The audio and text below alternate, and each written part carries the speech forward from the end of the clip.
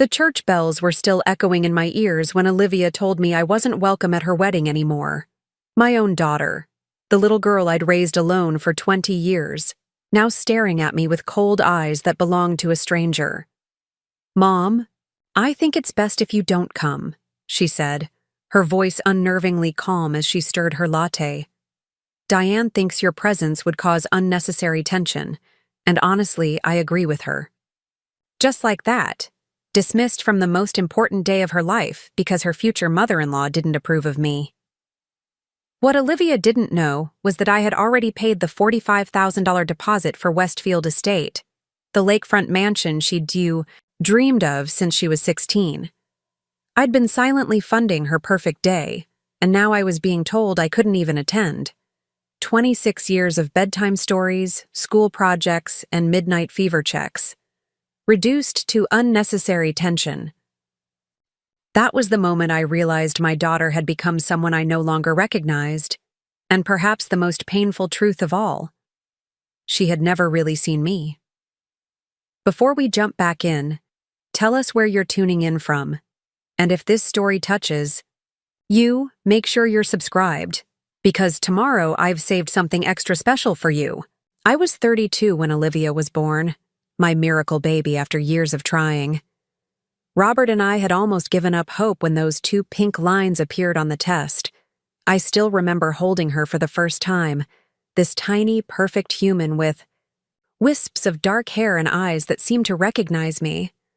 "She knows you're her mom," the nurse had said, and in that moment, I made a silent promise that I would give her the world. When Olivia was 6, Robert left us for his 24-year-old secretary. The divorce was messy and painful, but I was determined not to let it affect Olivia's life. I took extra accounting projects, working nights and weekends to maintain our home in Pine Ridge, ensuring Olivia could stay in the same school with her friends. Robert's child support checks became increasingly sporadic as he started a new family with Melissa, and eventually they stopped altogether when he relocated to California. "Why can't I have the new American Girl doll like Jessica?" Olivia would ask, her eyes wide with that innocent childhood longing. I'd smile and tell her, "We're saving for something even more special," even as I calculated how many extra hours I'd need to work to afford it for her birthday. That became our pattern. I would find a way, always, to give Olivia what she needed, and whenever possible, what she wanted too. I remember the night Olivia was accepted to Cornell University. She came running into the kitchen, waving the acceptance letter. "Mom, I got in!" she squealed, throwing her arms around me. I held her tight, my heart swelling with pride, even as my mind raced through the calculations. Ivy League tuition meant liquidating my retirement fund, but seeing the joy on her face, I knew it was worth it. "How are we going to afford this?" she asked later that night, a moment of reality breaking through the excitement. "Don't worry about that," I told her, smoothing her hair like I used to when she was little. "I've been saving for your education since you were born." It wasn't entirely true. I'd been saving, yes, but nowhere near enough. What I didn't tell her was that I would be taking out a second mortgage on our home, or that I would be working 60-hour weeks at Hartman & Associates to make it happen. College years flew by in a blur of tuition payments, care packages, and weekend visits whenever I could afford the trip to Ithaca. While other parents were building their retirement funds, I was building Olivia's future. My colleague Jonathan Hartman noticed the dark circles under my eyes one day and asked if everything was all right. "Just burning the midnight oil," I said with a weak smile. "Eleanor, you've been burning it for years," he replied, his voice kind, but concerned. "At some point, you need to think about yourself, too." I brushed off his concern. "Olivia graduates next year, then I'll slow down." But life rarely goes according to plan. After graduation, Olivia moved to New York City for a marketing internship that paid barely enough to cover her share of a cramped apartment in Brooklyn. "Mom, I can't make rent this month," became a regular call, and each time I would transfer the money, tightening my own budget a little more. You need to start saying no, Ellie, my sister Patty told me over coffee one Sunday. She's an adult. Now. She needs to figure things out on her own. It's just until she gets established, I insisted. The marketing industry is tough to break into. Patty gave me a look I'd come to know well, equal parts concern and exasperation. You've been saying that for 2 years now. When does it end? I didn't have an answer for her then. The truth was, I didn't know how to stop being the person who solved all of Olivia's problems. It had been my identity for so long that I wasn't sure who I would be without it. When Olivia met Brandon Hughes at a charity gala 3 years ago, something shifted. Suddenly, the calls for financial help became less frequent. She was being wined and dined by a handsome finance manager whose family had deep roots in Connecticut society. Brandon came from money. Old money, the kind that didn't need to be flashy because its presence was understood.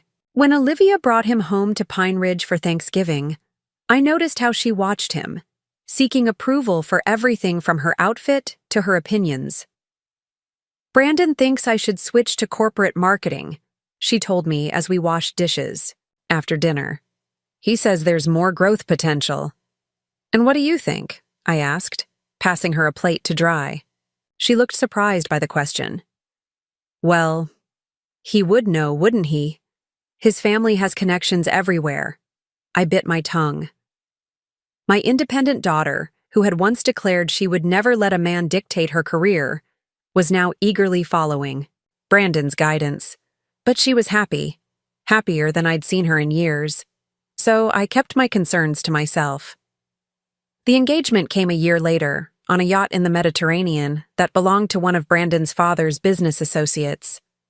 Olivia called me at midnight, her voice breathless with excitement. Mom, I'm engaged. Brandon proposed at sunset. The ring is incredible. 3 carats, emerald cut, with diamonds along the band. His mother helped him choose it. I swallowed, the lump in my throat. That's wonderful, sweetheart. I'm so happy for you. We're thinking about a spring wedding at Westfield Estate, she continued, not noticing my momentary silence. Diane says she can get us priority booking through her connections. Westfield Estate. I remembered 16-year-old Olivia cutting out a magazine feature about the historic mansion, pinning it to her vision board. When I get married, it's going to be there, she had declared. Now, a decade later, her dream was within reach. Not because of my years of sacrifice, but because of the Hughes family's social standing. That sounds perfect, I said, forcing enthusiasm into my voice. Whatever you want, Olivia. The next day, without telling anyone, I drove to Westfield Estate. The venue was everything Olivia had dreamed of. Sweeping lakefront gardens, a grand ballroom with crystal chandeliers, and a bridal suite that looked like something from a fairy tale. The booking manager, a polished woman named Vanessa Cooper, explained that they were indeed fully booked for the spring season. But Mrs. Hughes mentioned you might be able to make an exception, I said, repeating what Olivia had told me. Vanessa's smile tightened slightly. Ah, yes, Ms. Hughes has inquired. We do occasionally adjust our schedule for the right circumstances. I understood immediately what she meant. Money talked at places like Westfield Estate. What would those circumstances entail exactly? Our premium package begins at $85,000, she said smoothly, with a non-refundable deposit of $45,000 to secure the date. The figure hit me like a physical blow. It was more than I made in a year at Hartman & Associates. But the image of Olivia's face when she realized her dream venue was secured, that would be priceless. I'll need to think about it, I said, taking the glossy brochure Vanessa handed me. That night, I couldn't sleep. I paced my small kitchen, calculator in hand, running the numbers over and over. I had some savings, not much, but some. Preparing and narrating this story took us a lot of time, so if you are enjoying it, subscribe to our channel. It means a lot to us. Now back to the story. And there was the small inheritance from my mother. which I'd been holding on to for retirement. If I took on more clients and cut back on every non-essential expense, maybe, just maybe, I could make it work. The next morning, I called Jonathan Hartman and asked if I could take on additional accounts. "Eleanor, you're already working more hours than anyone in the firm," he said, concern evident in his voice. "Is everything okay?" "Everything's fine," I assured him. "I just have a big expense coming up." Jonathan was quiet for a moment.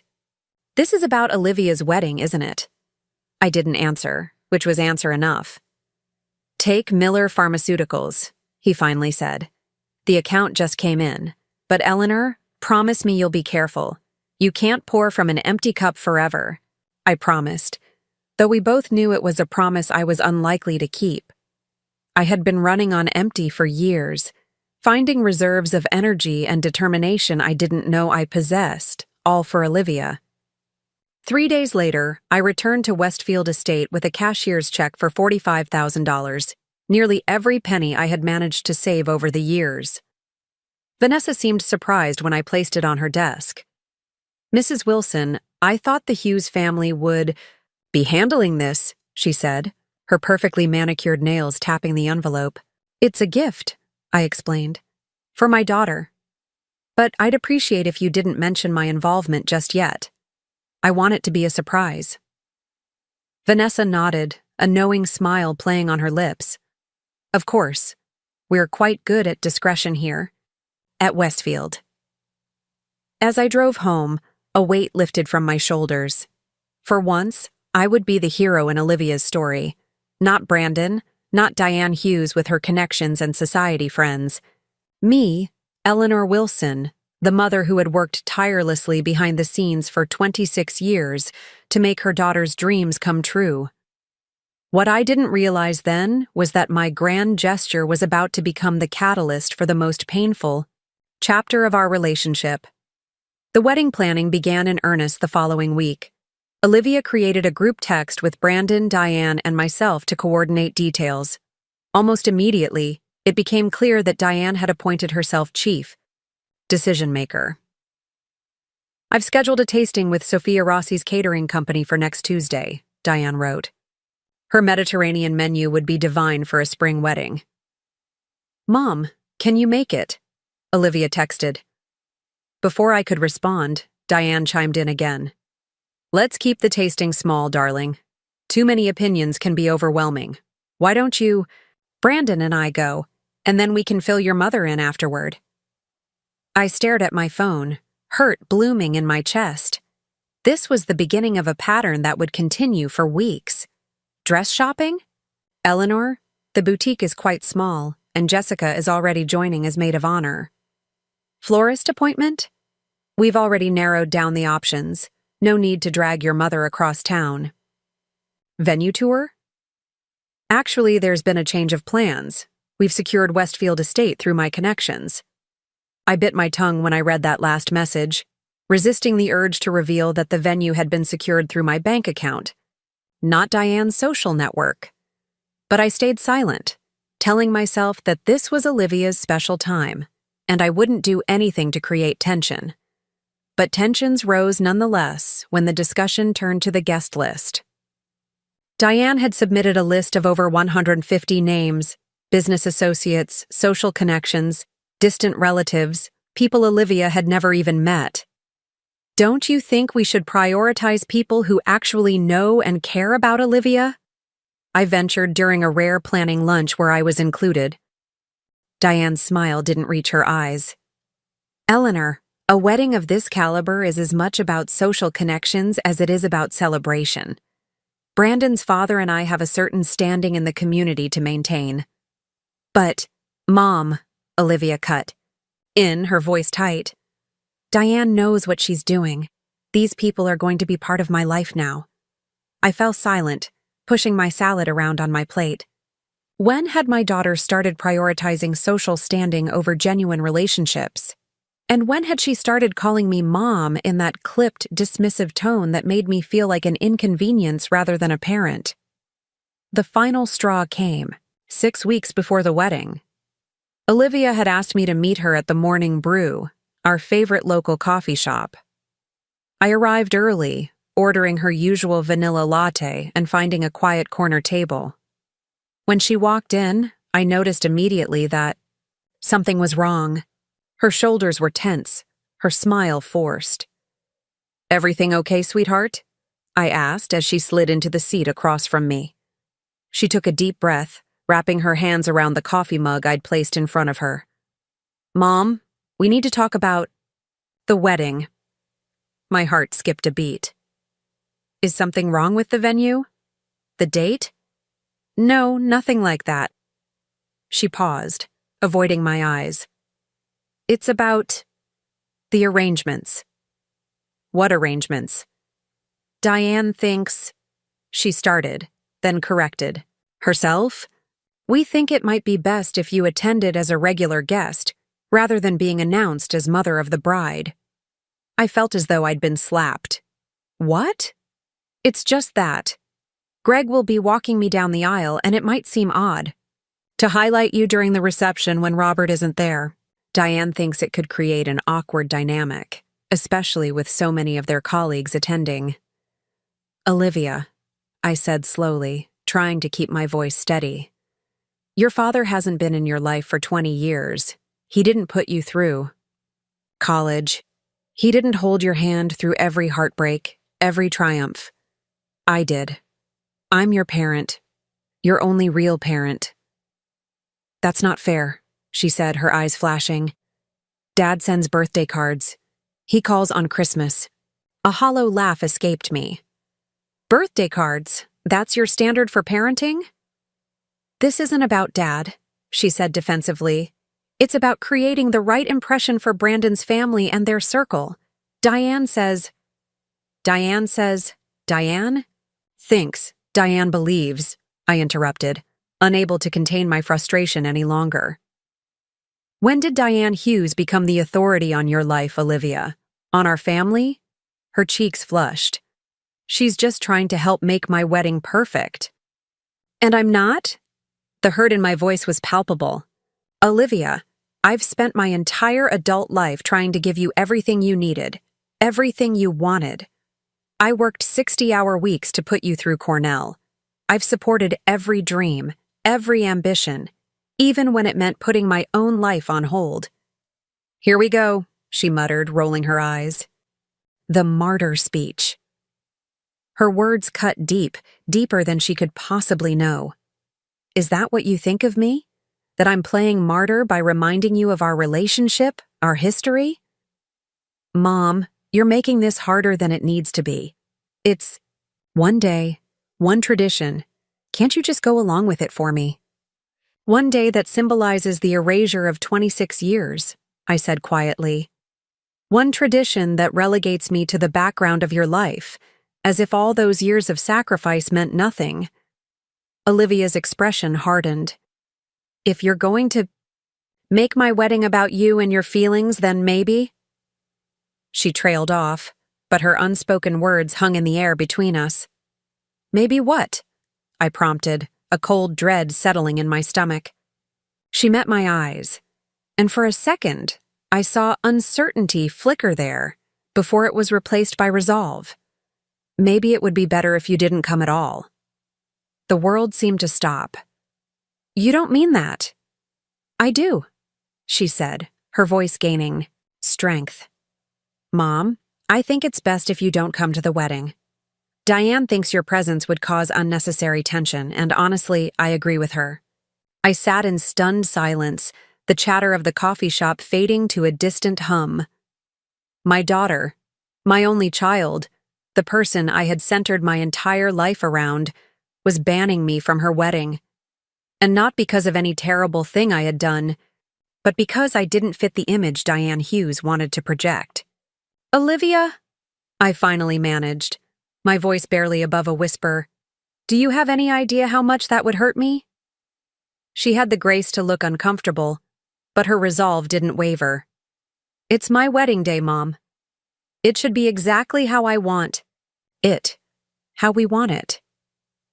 We." Not Olivia and me. Olivia and the Hughes family. In that moment, I realized I had lost her. Not suddenly, but gradually, over months of planning and years of her seeking approval from people who valued status over substance. "I see," I said, gathering my purse. My hands were trembling. "If that's truly what you want, I won't attend." Relief washed over her face, followed quickly by a flash of guilt. "Thank you for understanding, Mom. I promise we'll celebrate together. Another time." I stood up, feeling suddenly old and very tired. "Enjoy your perfect day, Olivia. I hope it's everything you and Diane have planned." As I walked out of the morning brew, tears blurring my vision, I pulled out my phone and did something I should have done weeks earlier. I called Westfield Estate. "This is Eleanor Wilson," I said when Vanessa Cooper answered. "I need to cancel a wedding booking." I sat in my car outside Westfield Estate for nearly an hour after making the call, rain pattering against the windshield, mirroring the tears streaming down my face.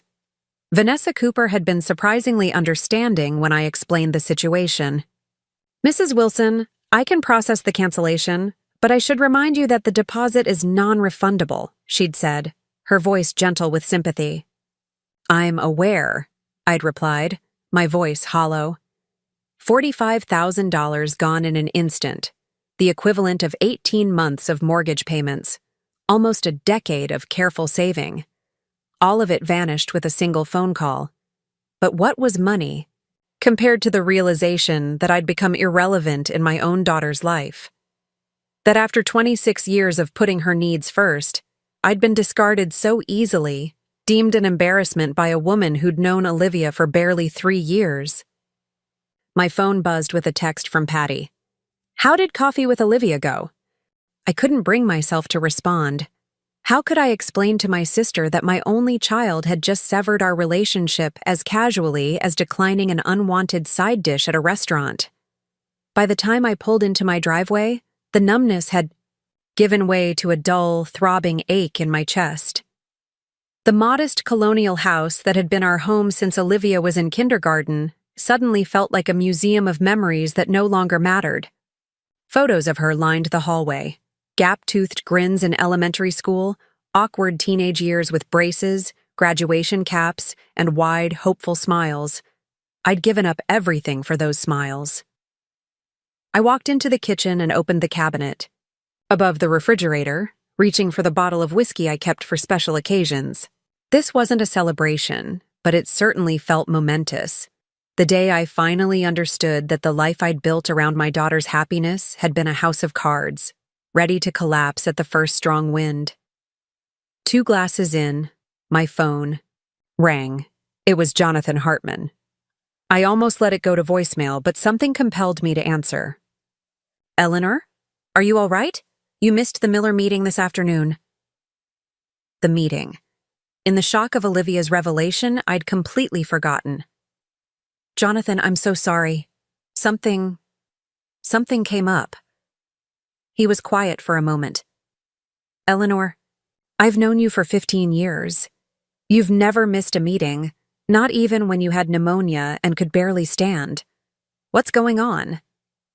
And just like that, the dam broke. I told him everything: the secret venue payment, Diane Hughes's systematic exclusion of me from wedding planning, and finally, Olivia's devastating request that I not attend at all. The words tumbled out between sobs that I couldn't control. Years of suppressed hurt finding release. "So I canceled it," I finished, my voice ragged. "I canceled the venue booking." "Good for you," Jonathan said firmly, surprising me. "It's about time you stood up for yourself, Eleanor." "But I've lost her," I whispered. "My only child." "You didn't lose her today," he said gently. "From what you've told me, this has been happening for months, years, maybe. You just finally acknowledged it." His words stung with their truth. I'd been watching Olivia slip away since she met Brandon, each phone call becoming shorter, each visit home more rushed. I'd told myself it was natural. She was building her own life, establishing her career. but deep down, I'd known something fundamental was changing. The daughter who once called me for advice on everything from career moves to relationship troubles now consulted Diane Hughes instead, adopting her values, her preferences, even her dismissive tone. "What do I do now?" I asked, more to myself than to Jonathan. "Now," he said firmly, "you start living for Eleanor Wilson." The next morning brought the first explosive consequence of my decision. My phone woke me at 6:17 a.m., Olivia's name flashing on the screen. For a moment, hope fluttered in my chest. Perhaps she'd reconsidered. Perhaps she'd realized the enormity of what she'd done. I answered, my voice still rough with sleep. "Olivia? What the hell did you do?" Her voice was sharp, strident, with anger. The hope withered as quickly as it had bloomed. "What are you talking about?" "Don't play dumb, Mom. Westfield Estate called. They said you canceled our wedding booking. Why would you do something so vindictive?" I sat up in bed, pushing hair from my face. "Vindictive?" "Olivia, you banned me from attending. What did you expect me to do?" "What are you talking about? What does you not coming have to do with canceling our venue?" I closed my eyes, realization dawning. "They didn't tell you, did they? Diane and her connections didn't secure that venue, Olivia." "I did. I paid the $45,000 deposit. Every penny of it." Silence stretched between us, heavy with shock. That's not possible," she finally stammered. "Diane said—" "Diane lied?" I cut in, surprised by the steadiness in my voice. "I've paid for everything in your life, Olivia. Your education, your rent when you couldn't make it in New York, and yes, your dream wedding venue. The venue you've now lost because you decided I wasn't good enough to attend. You paid for Westfield?" Her voice had lost its edge, confusion replacing anger. "Why didn't you tell me?" "Would it have made a difference?" I asked quietly. "Or would you still have chosen Diane's approval over my feelings?" More silence. Then, in a smaller voice, "We can fix this, right? You can call them back, explain it was a misunderstanding?" Of course. Not an apology. Not an acknowledgement of the pain she'd caused. Just concern for the venue, for the perfect day that was slipping away. I felt something harden inside me, a protective shell forming around my wounded heart. "No, Olivia, I can't fix this. The deposit is non-refundable, and they've already booked another wedding for your date. But the invitations are already out. Everyone is expecting Westfield. Mom, you have to do something." "I already did something," I replied, my voice cool and distant. "I spent 26 years putting you first. I worked myself to exhaustion to give you opportunities I never had. I emptied my savings to book your dream venue. And in return, you decided I didn't deserve to see you walk down the aisle. There's nothing left for me to do." "So that's it?" Her voice cracked. "You're punishing me because I hurt your feelings?" "No, Olivia. I'm finally recognizing that I deserve better than to be treated as an afterthought by my own daughter. If you and the Hughes family want a perfect wedding at Westfield Estate, then let them pay for it." "They can't!" she cried, panic edging into her voice. "Brandon's parents are counting on us to handle the venue. They're already paying for the honeymoon and—" I cut her off. "That's not my problem anymore. You made your choice, Olivia. Now you get to live with the consequences." I ended the call before she could respond, my hands trembling but my resolve firm. Within minutes, the phone began ringing again, Olivia calling back, then Brandon. Then numbers I didn't recognize that I assumed belonged to members of the Hughes family. I silenced my phone and placed it face down on the nightstand. For the first time in over 2 decades, I called in sick to work. I needed time to process, to think, to breathe in a life that suddenly had no center. I made coffee and walked through my quiet house, really seeing it for perhaps the first time in years. The faded curtains that needed replacing, the dated wallpaper. In the hallway, the creaking step on the staircase I'd been meaning to fix. I'd put everything off, channeling every spare dollar into Olivia's future. By mid-morning, a knock at the door interrupted my thoughts. I peered through the peephole to see Diane Hughes standing on my porch, her Mercedes gleaming in my driveway. I considered not answering, but a strange calm had settled over me. I was done hiding, done acquiescing, done making myself small to accommodate others. I opened the door, saying nothing, simply waiting for her to speak. Diane wore an expression that attempted concern but couldn't quite hide her condescension. "Eleanor," she began, "we need to talk about this situation." "Please come in," I said, stepping aside with exaggerated politeness. She entered my home like someone visiting a slightly distasteful museum, her eyes flicking over my modest furnishings.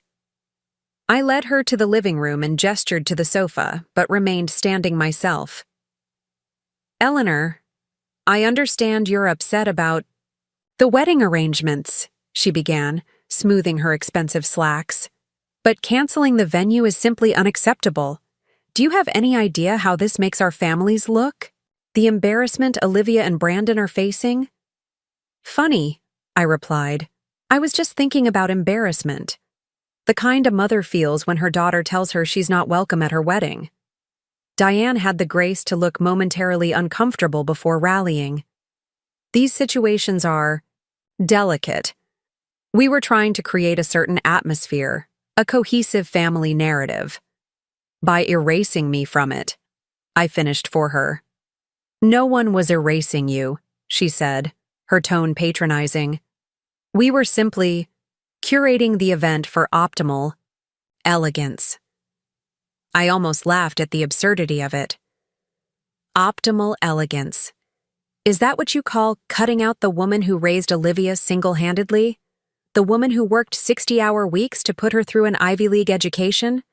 The woman who paid for the very venue you're now upset about losing? Her perfectly sculpted eyebrows rose. "Let's be clear, Eleanor. You chose to make that payment without consulting anyone. No one asked you to do that.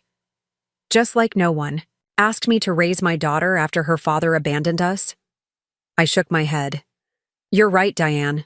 No one asked. I did it because that's what love looks like. Showing up, sacrificing, giving without being asked. But I've finally realized that love shouldn't be a one-way street." Diane crossed her legs, her demeanor shifting to businesslike efficiency. "Let's put feelings aside and be practical. What will it take to fix this? Is it about money? Because I'm sure we can come to some arrangement." The casual dismissal of my feelings as irrelevant, the implication that my pain could be bought off, it crystallized everything wrong with the dynamic that had been building since Olivia met Brandon. "It was never about money," I said quietly. "It was about respect, recognition, basic human decency. But you wouldn't understand that, would you, Diane? Because in your world, people like me are just props to be arranged or removed as needed." She stood, clearly done with the conversation. "I see we're not going to reach a reasonable solution today. But understand this, Eleanor. Actions have consequences. Olivia is devastated, and this vindictive behavior will only push her further away." "She was already gone," I said, the truth of it settling heavily in my chest. "You made sure of that." Diane moved toward the door, pausing with her hand on the knob. "If you change your mind, if you decide you want to repair this relationship, you know how to reach us." After she left, I sank onto the sofa, exhaustion washing over me. My phone buzzed with a text from my sister Patty. "Olivia just called me in hysterics. What's going on?" I texted back, "Can you come over? I need someone on my side right now." 30 minutes later, Patty was at my door with a bottle of wine and a fierce, protective expression. I told her everything, watching her face shift from confusion to outrage as the story unfolded. "They told you not to come to the wedding?" she repeated, incredulous. "After everything you've done? And now they're angry because you canceled the venue you paid for?" I nodded, oddly comforted by her indignation. Am I wrong, Patty? Am I being petty or vindictive like they're saying? Absolutely not, she declared, pouring us each a generous glass of wine. Eleanor, you've spent your entire adult life being a doormat for that girl. You've given up your own dreams, your retirement, security, everything, and this is how she repays you? By letting some society climber convince her you're not good enough to be acknowledged as her mother? Hearing Patty say it so bluntly was both painful and liberating. I'd been so consumed with self-doubt, so worried about my own reaction that I hadn't fully processed the magnitude of Olivia's betrayal. Olivia called you, I asked, taking a sip of wine. Patty nodded grimly, crying about how you'd ruined everything, how she might have to cancel the wedding, how embarrassed she was. Not one word about how she'd hurt you, not one acknowledgement that banning her own mother from her wedding was cruel and unusual punishment. She said I was punishing her for hurting my feelings, I said, staring into my wine glass. Like my feelings were trivial, an inconvenience to her perfect day. And that right there, Patty said, pointing at me with her free hand, is the problem. Your feelings have always been secondary to hers. You've taught her that your job is to give, and her job is to take. And now she's shocked, that you've finally drawn a line. I felt tears welling again. I always thought I was doing the right thing, being selfless, putting her needs first. Isn't that what a good mother does? Patty set down her glass and took my hand. A good mother teaches her child to be considerate, grateful, and kind. You did everything for Olivia except require her to think about someone besides herself. Her words were harsh but rang with uncomfortable truth. Had I enabled this? Had my constant sacrifice, my willingness to put myself last, contributed to Olivia's ability to discard me so easily? I don't know who she is anymore, Patty, I whispered. The Olivia I raised would never have treated anyone this way, let alone her own mother. People show you who they are when it costs them something, Patty said softly. When it was easy to love you, when you were solving her problems, paying her bills, supporting her dreams, Olivia was happy to have you around. But the minute your presence became inconvenient to her social climbing, you became expendable. I winced at her bluntness, but couldn't deny the accuracy of her assessment. So what do I do now? Now, Patty said, refilling our glasses, you start rebuilding your life without Olivia at the center of it. You focus on Eleanor, what she needs, what she wants, what will make her happy. And if Olivia ever decides to grow up and recognize what she's thrown away, you can decide then whether to let her back in. That night, after Patty left, I sat at my kitchen table with a legal pad, doing something I hadn't done in decades, making a list of my own dreams, my own goals. What did I want for the years ahead? Who was Eleanor Wilson when she wasn't defined by motherhood? The list started slowly. Practical things like repainting the living room, fixing the creaky stair, updating my wardrobe. But as I continued, writing, deeper desires emerged. Travel to Europe, learn to play piano, take art classes, move to a cottage by the sea, retire early. I looked at the final item, circling it with my pen. Early retirement had seemed impossible just days ago, when I was still mentally setting aside funds for Olivia's needs. But now? If I cut back on expenses, took on a few more clients in the short term, and most importantly, stopped functioning as Olivia's financial safety net, it might be possible within 5 years. For the first time since the confrontation at the Morning Brew, I felt a flutter of something like hope. There was life after Olivia. There was the possibility of joy that didn't revolve around her accomplishments, her happiness, her needs. The next morning, my resolve was tested again. Michael, my son, called early. Unlike Olivia, Michael had been largely self-sufficient since graduating from state college. He'd become a high school history teacher, married his college sweetheart, and settled in a neighboring town. We were close in a comfortable, low-maintenance way. Sunday dinners once a month, phone calls on birthdays and holidays, the occasional text message about something that made him think of me. "Mom, what's going on with Olivia?" he asked, concern evident in his voice. "She called Katie last night, completely hysterical about the wedding venue." Katie was Michael's wife, a sweet, practical woman who taught kindergarten. She and Olivia had never been particularly close, which made the call even more unusual. "It's a long story," I sighed. "The short version is that Olivia told me I wasn't welcome at her wedding, so I canceled the venue I had paid for." A low whistle came through the phone. "You paid for Westfield Estate? That place costs a fortune." $45,000 for the deposit alone, I confirmed. Nearly every penny I had saved. "Jesus, Mom." Michael sounded genuinely shocked. "Why would you do that?" "Because I'm an idiot," I said with a rueful laugh. "Because I thought I could buy my way into being treated with basic respect by my own daughter." Michael was quiet for a moment. "She told Katie you did it out of spite because you were jealous of Brandon's family." A fresh wave of hurt washed over me. Of course she did. Heaven forbid she take responsibility for her actions. "Mom," he said hesitantly, "you know Olivia's always been dramatic. She gets it from Dad. Maybe if you just talked to her, explained that you were hurt." "I did explain," I cut in.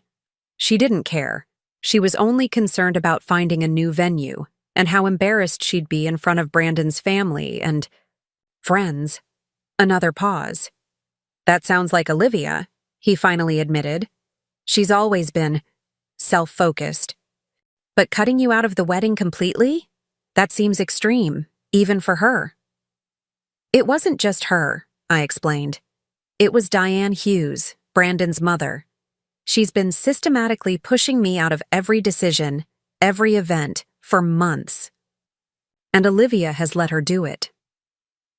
"What does Brandon say about all this?" Michael asked.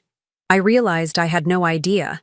In all the months of planning, all the group texts and awkward meetings, Brandon had been a silent, compliant figure in the background. "I don't think he says anything.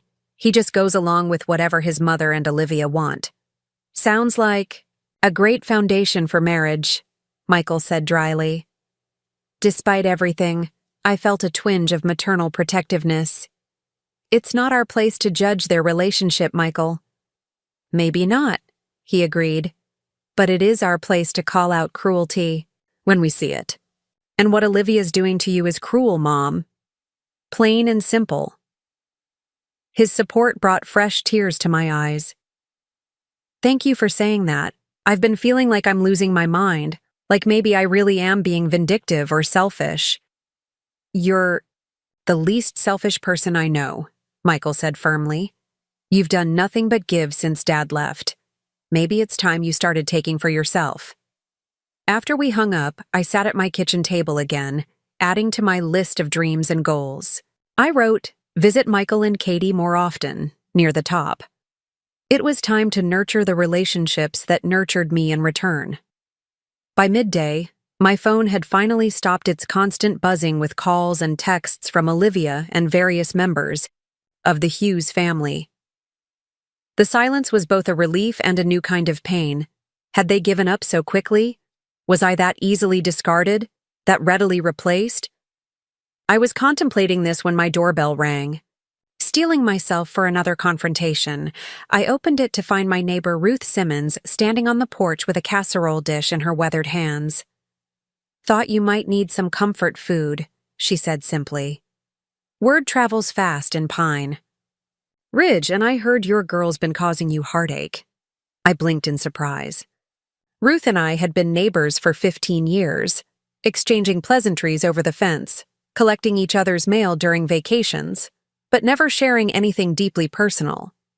"That's very kind of you," I managed, accepting the dish. "Would you like to come in?" Ruth nodded, following me into the kitchen. As I made tea, she settled at the table, her keen eyes taking in the legal pad with my list still visible. "Plans for the future?" she asked, nodding toward the paper. I hesitated, then nodded, trying to figure out who I am now that Olivia doesn't need me anymore. Ruth smiled, a knowing look in her eyes. Ah, the great reckoning of motherhood. I went through it myself when my boys grew up and forgot they had a mother except when they needed babysitting or money. "How did you handle it?" I asked, genuinely curious. "Badly, at first," she admitted with a chuckle. "Cried for weeks. Called them constantly. Tried to make myself indispensable. Then one day my husband, God rest his soul, said something I'll never forget. He said, 'Ruth, you spent 20 years making sure those boys could live without you. Why are you surprised that they can?' The simple wisdom of it struck me like a physical blow. Wasn't that exactly what I'd done? Worked myself to exhaustion to ensure Olivia could stand on her own 2 feet, could pursue her dreams, could build a life of her own, and now that she was doing exactly that, albeit in a way that hurt me deeply, I was devastated. "It's not that she can live without me," I said slowly. "It's how easily she discarded me, how willingly she let someone else dictate my role, in her life, in her special day." Ruth nodded, accepting the tea I placed before her. "And that's a legitimate hurt, Eleanor. I'm not saying it isn't. What I am saying is that this moment, this painful, terrible moment, is also an opportunity. A chance to rediscover the woman who got buried under Olivia's mom all those years ago." I glanced at my list on the table, feeling a flutter of recognition. "I've been thinking about that, about what I want for myself now." "Good," Ruth said firmly. "Because let me tell you something I've learned in my 70 years on this earth. Children will break your heart. They'll disappoint you. They'll make choices you don't understand. They'll take you for granted. But the only person guaranteed to be with you for the rest of your life is you. Best start making friends with her now." As Ruth left an hour later, casserole consumed and teacups emptied, I felt something shifting inside me. The hurt was still there, raw and throbbing like an exposed nerve. But alongside it, tentative and fragile, was a sense of possibility. I picked up my phone and called Jonathan Hartman. "Eleanor," he answered, relief evident in his voice. "How are you holding up?" "I've been better," I admitted. "But I've also been thinking. Remember that conversation we had a few years ago about me becoming a partner at the firm?" "Of course," he said, surprise coloring his tone. "You declined because you said you needed more flexibility for Olivia." "I'm reconsidering," I said, a strange lightness spreading through me as I spoke. The words, "If the offer's still open, I'd like to discuss it." "Well," Jonathan said, and I could hear the smile in his voice. "It's about damn time, Eleanor. Come in tomorrow and we'll talk details." As I hung up, I looked at my list of dreams one more time, then added a new item at the top. Become partner. At Hartman and Associates. For so long, I'd limited my own ambitions, constrained my own potential, all in service to Olivia's needs and dreams. No more. The painful revelations of the past 48 hours had torn away a veil I hadn't even known was there, forcing me to confront truths I'd been avoiding for years. Olivia's cruel dismissal of me from her wedding wasn't a sudden betrayal. It was the culmination of a pattern that had been building since she was a teenager, and my willingness to cancel the venue, to finally stand up for myself even at significant financial cost, wasn't just about this single instance of disrespect. It was about reclaiming my worth after decades of allowing it to be diminished. As I sat in my quiet kitchen, a strange calm settled over me. The storm of hurt and anger hadn't passed, not entirely, but for the first time in as long as I could remember, I felt like I was standing on solid ground. My life had been upended. My relationship with my daughter fractured perhaps beyond repair, but I was still here, still Eleanor Wilson. Still capable of creating a life worth living, with or without Olivia's presence in it. Later that evening, as I prepared for bed, my phone pinged with a text message. It was from Olivia, the first direct communication since our confrontational call that morning. "We found another venue, the Pines Resort.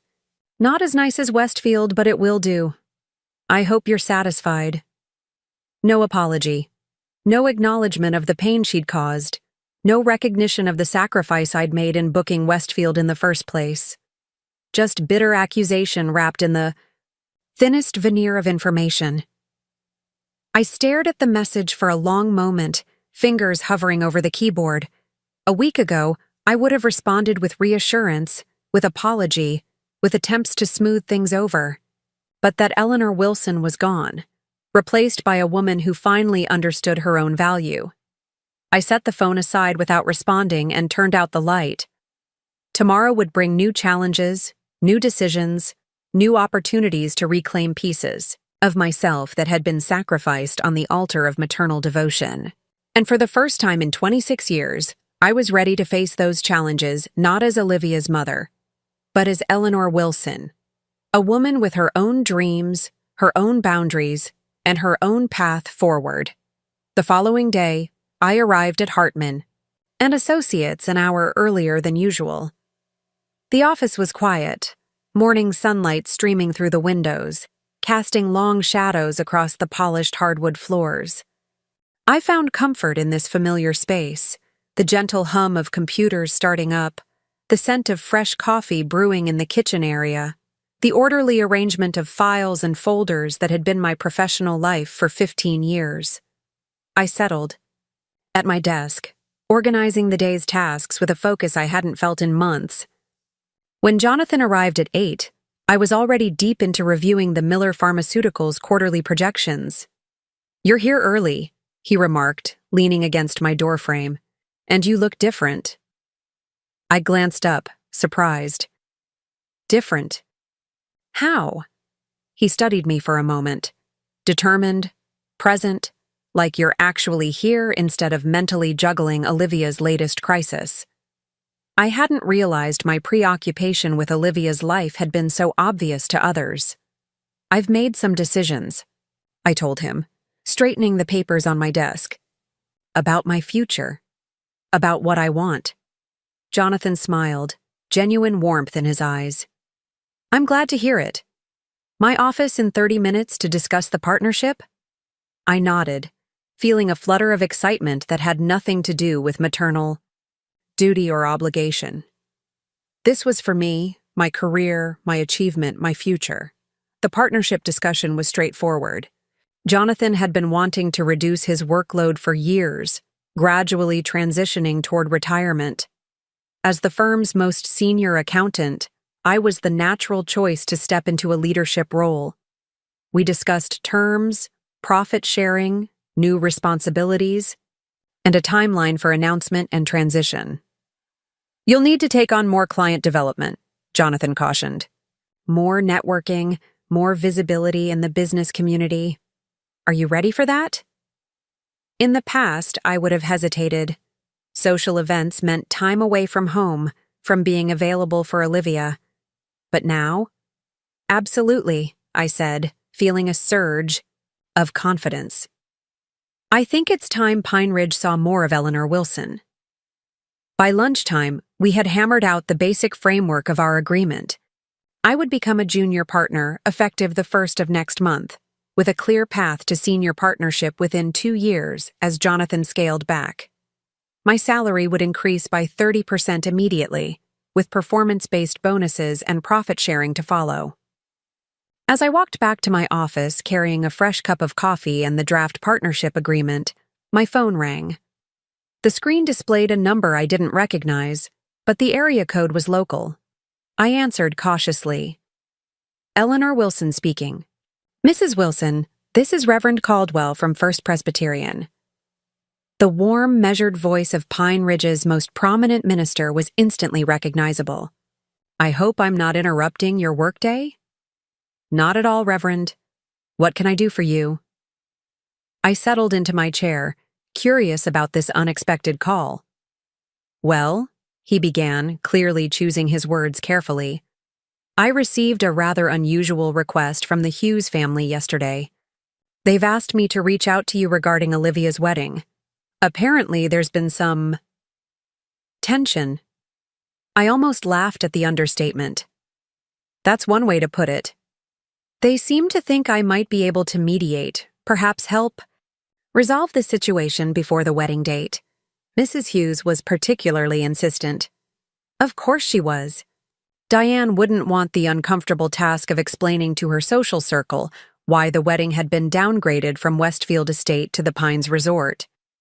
Better to pressure me into compliance through a respected community figure. I appreciate your call, Reverend, I said, keeping my tone respectful but firm. But I'm afraid this isn't a situation that can be resolved through mediation. My daughter made it clear that I'm not welcome at her wedding, and I've accepted her decision. Not welcome? Genuine surprise colored his voice. That wasn't mentioned. In our conversation, I was given the impression this was about a venue change. The venue change was a consequence, not the cause, I explained. Olivia informed me that my presence would create unnecessary tension at her wedding, so I canceled the venue I had privately paid for. A long pause followed. I see, he finally said, his tone notably different. That puts things in a rather different light. I imagine the Hughes family presented a more favorable version of events, I said, unable to keep a hint of bitterness from my voice. They suggested you were being difficult about Olivia's happiness, he admitted. Mrs. Hughes was quite emphatic about your supposed jealousy of their family. The accusation stung, even coming secondhand. Reverend, I've spent my entire adult life prioritizing Olivia's happiness, often at significant cost to my own. What I cannot and will not accept is being erased from her life to satisfy someone else's vision of social propriety. I understand, he said softly. And, for what it's worth, Mrs. Wilson, I've known you for many years through your volunteer work with the church's tax assistance program. You've always struck me as a person of integrity and generosity. If you say you were asked not to attend your daughter's wedding, I believe you. His simple statement of support brought unexpected tears to my eyes. Thank you, Reverend. That means more than you know. Is there anything the church can do to support you during this difficult time? He asked, genuine concern in his voice. I considered his offer. Actually, yes. I've been thinking about getting more involved in community service. Perhaps you could let me know if any of the church's outreach programs need volunteers. Absolutely, he replied, sounding pleased. We're actually expanding our financial literacy program for single parents. Someone with your expertise would be a tremendous asset. That sounds perfect, I said, feeling another piece of my new life falling into place. Please send me the details. After we said our goodbyes, I sat for a moment, absorbing what had just happened. Not only had I declined to be manipulated by the Hughes family's attempt to use the church against me, but I'd turned the situation into an opportunity for positive change in my life. The realization brought a smile to my face. The rest of the day passed in a productive blur. I delegated tasks I'd previously insisted on handling personally, organized my files for the transition to partnership, and even left the office at a reasonable hour. As I drove home, I made a spontaneous decision to stop at the small art supply store downtown, Pine Ridge Creative Corner. The bell above the door jingled as I entered. The shop smelled of paint and possibilities, shelves lined with canvases, brushes, and every color imaginable. I wandered the aisles, trailing my fingers over sketch pads and charcoals, feeling like a child in a candy store. Can I help you find something? The shop owner, Amber Chen, appeared beside me with a friendly smile. I'd seen her around town, but never properly met her. I'm not entirely sure, I admitted. I used to paint, years ago before. Well, before life got in the way. I thought I might start again. Amber's eyes lit up. That's wonderful. Beginning artists often start with, "Oh, I'm not a beginner," I found myself saying, surprised by my own certainty. "Just rusty. Very rusty." She laughed, warm and genuine. "Rusty is fixable. What medium did you work in before?" "Watercolors mainly. Sometimes acrylics for larger pieces." "We have a fantastic selection of both, and—" She hesitated, then continued. "We also have weekly classes for returning artists, Tuesday evenings. Very casual, very supportive group." I felt a flutter of anxiety at the thought of sharing my fledgling efforts with strangers, but pushed through it. "That sounds perfect, actually. When's the next session?" "Tonight, if you're feeling brave," she grinned. 7 to 9. I checked my watch. Just enough time to go home, change, and come back. "Sign me up," I said, surprising myself again with my decisiveness. "And I'll need supplies." An hour later, I returned to Pine Ridge Creative Corner with damp hair and comfortable clothes, a sense of nervous anticipation bubbling in my chest. The shop had been transformed, tables arranged in a circle, easels set up at each station. About a dozen people milled about, chatting and preparing their materials. "Eleanor, you made it!" Amber waved me over. "Everyone, this is Eleanor Wilson. She's rejoining the art world after a hiatus." Warm greetings surrounded me as I took an empty seat, arranging my new supplies with careful attention. A woman about my age settled next to me, extending her hand. "Carolyn Delaney," she introduced herself. "Interior designer and terrible painter. But I keep trying anyway. What brings you to our little group?" I considered my answer. "Life changes," I said finally. "I'm rediscovering parts of myself that got set aside for too long." Carolyn nodded knowingly. "Divorce? Empty nest? Career shift?" "All of the above, in a manner of speaking," I smiled. "Plus a canceled wedding I was paying for but got uninvited. From—" Her eyes widened. "Now that sounds like a story worth hearing over wine after class." And just like that, my first potential new friendship was forming. A connection based not on my identity as Olivia's mother, but on who I was as a person in my own right. The class itself was both humbling and exhilarating. My hands remembered, more than I expected, muscle memory guiding the brush in confident strokes. The watercolor landscape that emerged wasn't gallery-worthy, but it held promise, hints of the artist I had once been and might become again. True to her word, Carolyn insisted we continue our conversation at the Lakeside Bistro after class. Over glasses of Merlot, I found myself telling her the whole story, the years of sacrifice, Olivia's transformation under the Hughes family's influence, the wedding venue debacle, and my nascent steps toward reclaiming my life. "Good for you," Carolyn said firmly when I finished, raising her glass in a toast. "To boundaries and new beginnings." "To boundaries and new beginnings?" I echoed, clinking my glass against hers. "You know," she said thoughtfully, "I work with a lot of wealthy clients in this area, including several who've held events at both Westfield and the Pines. Between us, the Pines is actually the more prestigious venue now. Westfield has been resting on its reputation for years, while the Pines just completed a multi-million-dollar renovation. Their new lake pavilion is absolutely stunning." I smiled, appreciating her attempt to make me feel better. "That's kind of you to say, but I know how much Olivia wanted Westfield. She had her heart set on it since she was a teenager." Carolyn shrugged. "Then perhaps this is a good lesson for her. We don't always get what we want, especially when we treat people poorly." She took another sip of wine. "You mentioned you're becoming partner at your firm. We should celebrate properly. A few of us are going to the women's networking event at the Chamber of Commerce next week. You should join us." The old Eleanor would have declined immediately, citing work or some obligation related to Olivia. But the woman sitting in the Lakeside Bistro, with paint still under her fingernails and a sense of new possibilities unfurling before her, simply smiled and said, "I'd love to." When I arrived home that night, it was past 11. later than I'd stayed out in years.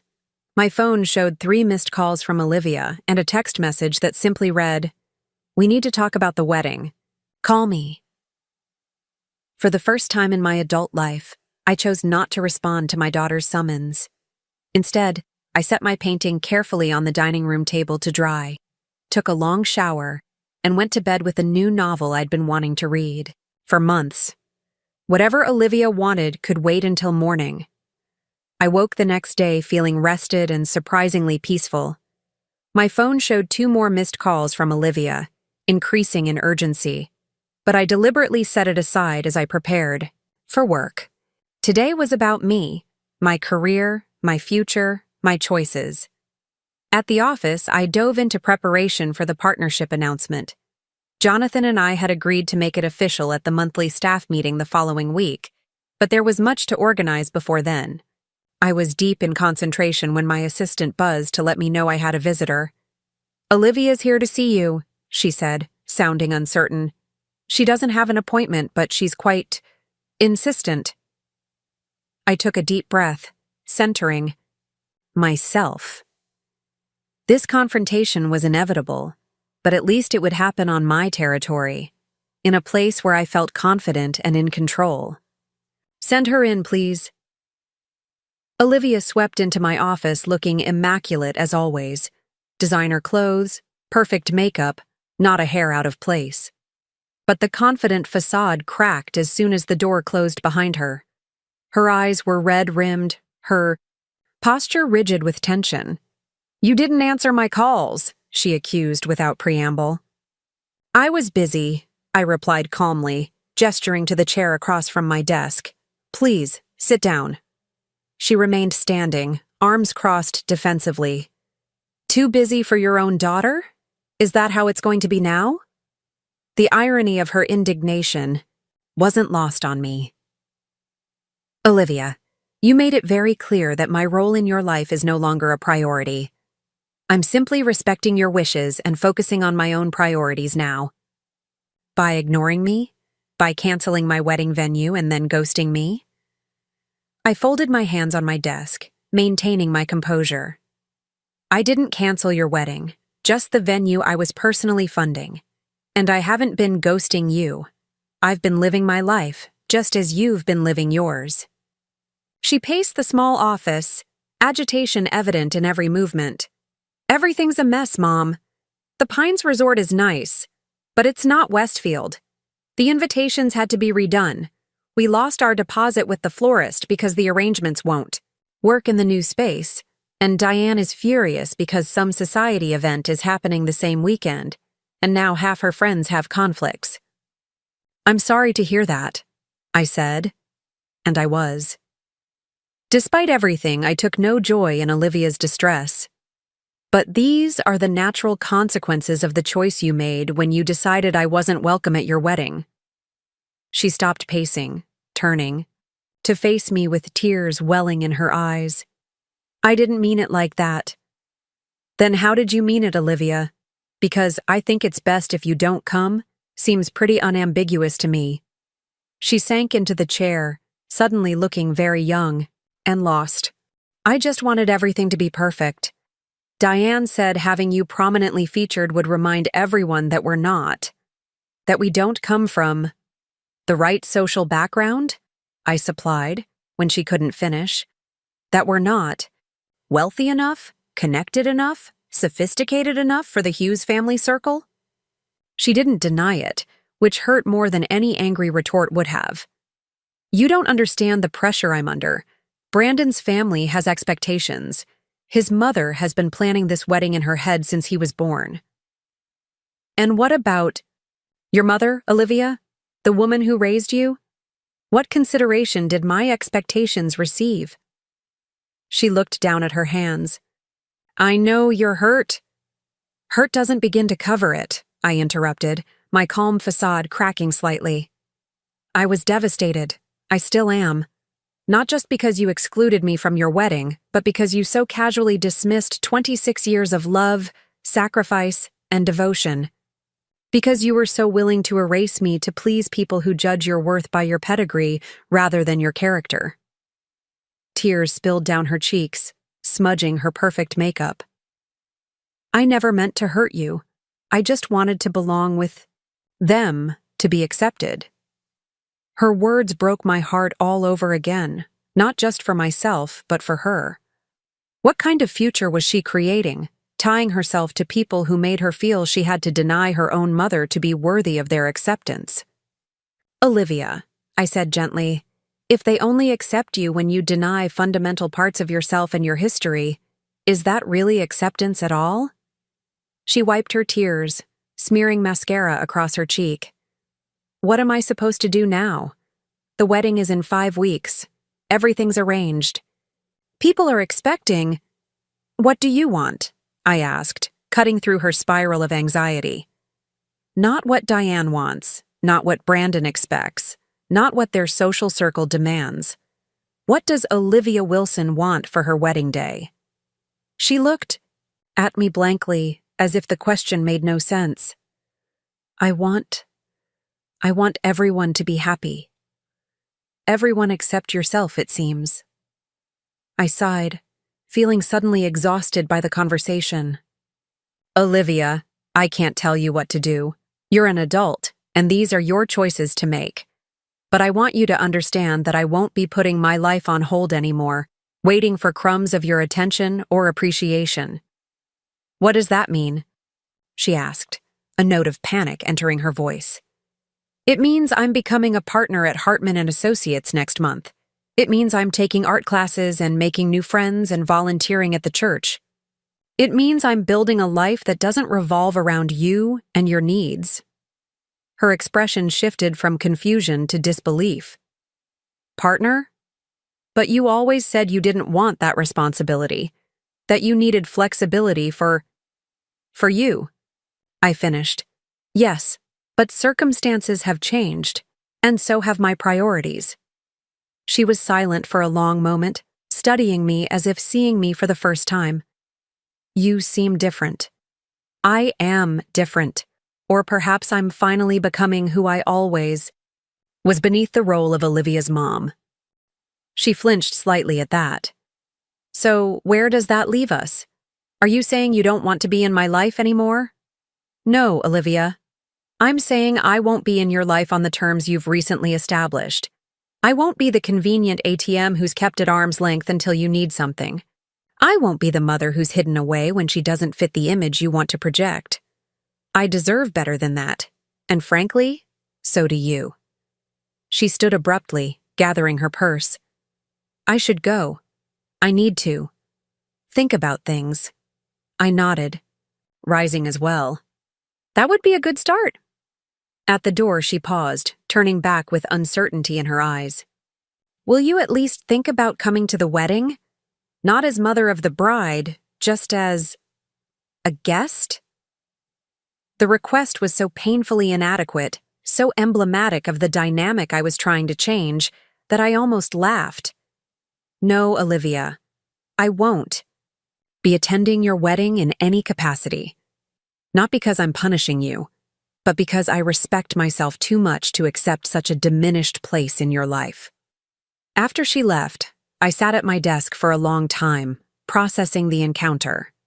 There was pain, yes, but also a strange sense of liberation. For perhaps the first time, I had stated my needs and boundaries clearly without backing down, without prioritizing Olivia's feelings over my own. It felt both foreign and right. The rest of the week unfolded in a series of small but significant changes. I redecorated my home office, converting it from a cluttered storage space for Olivia's childhood mementos into a proper workspace with a desk overlooking the garden. I attended my second art class, this time bringing a canvas from home. An unfinished landscape I'd abandoned when Olivia started kindergarten, nearly 22 years ago. I participated in the church's volunteer orientation, signing up to lead a 6-week financial literacy workshop for single parents. Each step felt like reclaiming a piece of myself, like color returning to a faded photograph. There were moments of doubt, of course, late at night when the house felt too quiet, or when a memory of Olivia as a child would surface unexpectedly. But even in those moments, I held firm to my new boundaries, reminding myself that true love didn't require self-erasure. On Friday evening, my sister Patty called to check in. "How are you holding up?" she asked without preamble. "Michael told me Olivia came to see you at work." "I'm doing surprisingly well," I answered, curled up on my newly reupholstered living room sofa with a glass of wine. It was hard seeing her, but I held my ground. "Good," Patty said firmly. "And the partnership announcement? Still happening next week?" "Yes, Jonathan's made all the arrangements. There's going to be a small reception after the staff meeting. You should come." "Try keeping me away," she laughed. "My little sister, the accounting partner. Mom and Dad would have been so proud." The mention of our parents, both gone for over a decade now, brought a wistful smile to my face. I think they would have been, though Dad might have wondered what took me so long. "They raised us to be independent women," Patty said softly. "I think they'd understand why you put your career on hold for Olivia, but I also think they'd be cheering you on now, watching you reclaim your power." After we hung up, I sat with that thought for a while. My parents had indeed valued independence, teaching both Patty and me to stand on our own feet, to pursue education and career with the same determination as the boys in our neighborhood. Somewhere along the way, after Robert left, I'd lost sight of that foundation. I'd poured everything into ensuring Olivia never felt the absence of her father, to the point of sacrificing my own independence, my own dreams. The irony didn't escape me. In trying to give Olivia everything, I had inadvertently taught her that my needs, my identity, were secondary. Always negotiable, always expendable. That night, I made a decision that felt both terrifying and exhilarating. I called Harold Freeman, the manager at Pine Ridge Community Bank, and made an appointment to discuss refinancing options for my home. The second mortgage I'd taken out for Olivia's college education had been a financial burden for years, limiting my ability to save for retirement or pursue my own dreams. With my upcoming salary increase and partnership profit sharing, I could potentially consolidate and refinance under much more favorable terms. It was time to put my financial house in order, to secure my own future rather than pouring every spare dollar into Olivia's. The thought brought not guilt but a profound sense of rightness, of long overdue self-care. The weekend brought another unexpected development. On Saturday morning, as I was sorting through old clothes to donate, another step in reclaiming my space, the doorbell rang. I opened it to find Brandon Hughes standing awkwardly on my porch, hands shoved in the pockets of his expensive khakis. "Mrs. Wilson," he said, shifting uncomfortably. "I was hoping we could talk. May I come in?" I hesitated, then stepped aside to let him enter. It occurred to me that in all the months Olivia had been dating and then engaged to Brandon, we'd barely exchanged more than polite small talk. He was handsome in the generic way of privileged young men, tall, athletic, with carefully styled hair and the confident posture of someone who's never had to question his place in the world. "Can I offer you something to drink?" I asked, leading him to the living room. "Coffee? Water?" "No, thank you," he replied, perching on the edge of the sofa as if afraid to get too comfortable. "I won't take much of your time." I settled in the armchair across from him, waiting expectantly. He cleared his throat, clearly nervous. "I wanted to apologize," he finally said, meeting my eyes briefly before looking away, "for how everything has been handled with the wedding. Olivia told me what really happened, about you being asked not to come. I want you to know I had no idea." His apparent sincerity took me by surprise. "Your mother didn't discuss it with you?" He shook his head, a flash of something like embarrassment crossing his features. "My mother tends to manage things without consulting me, especially when it comes to social matters." "And Olivia didn't mention it either?" "Not until yesterday, after she came to see you. She was upset, crying." He trailed off, running a hand through his hair. She finally told me everything, how you paid for Westfield, how she agreed to exclude you from the wedding to please my mother.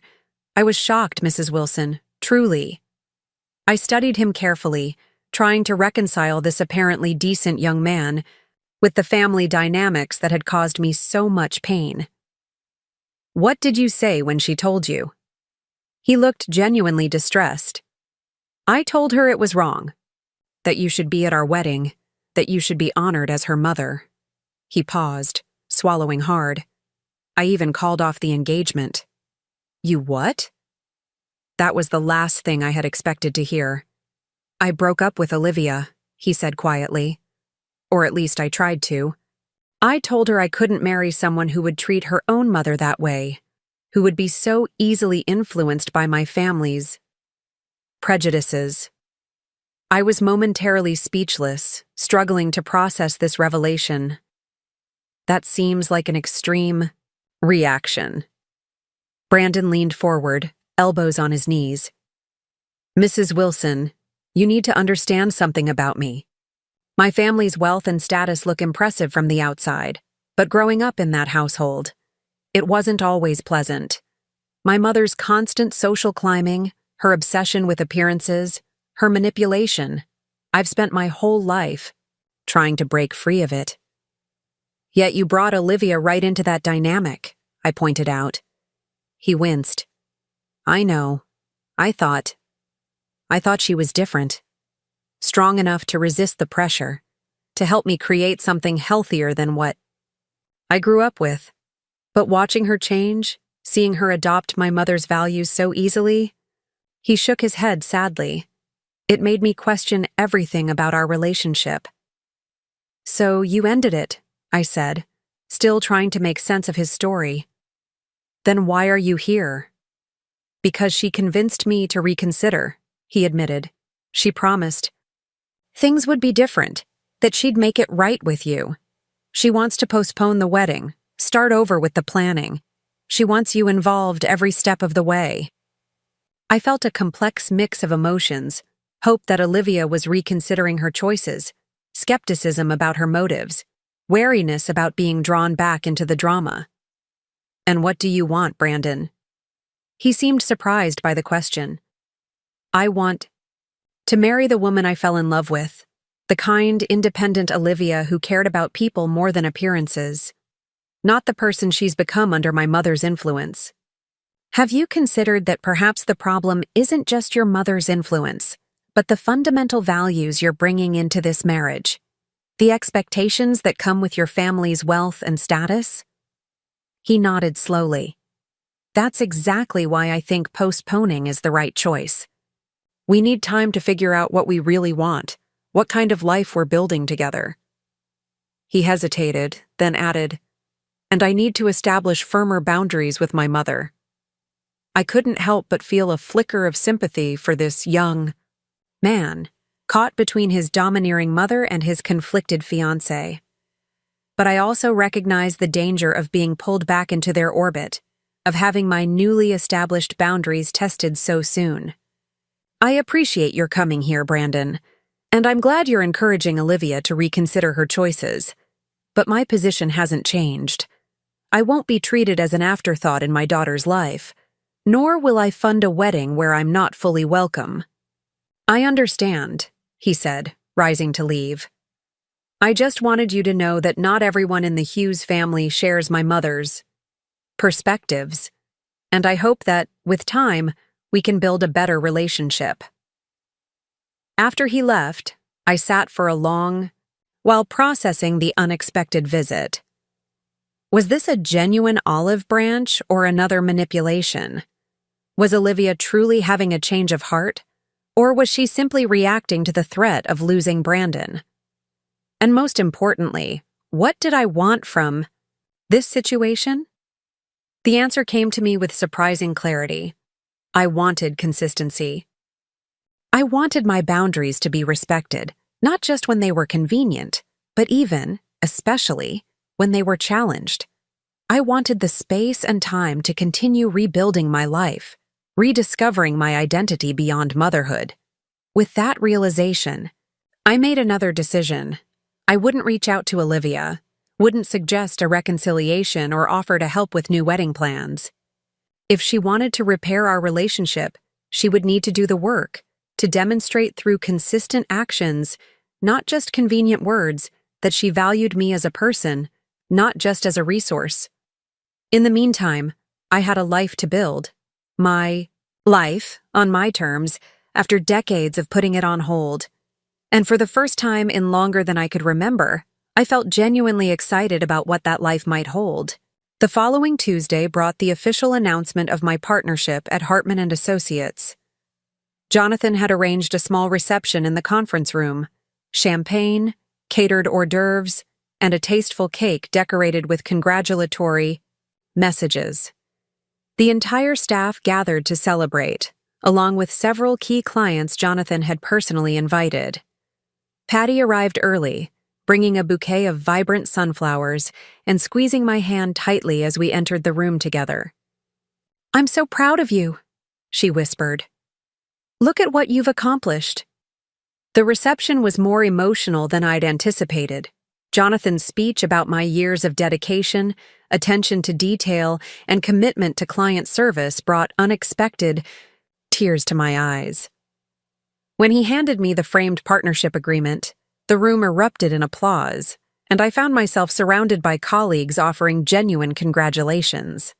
Harold Freeman from Pine Ridge Community Bank shook my hand vigorously. "Jonathan tells me this has been in the works for years.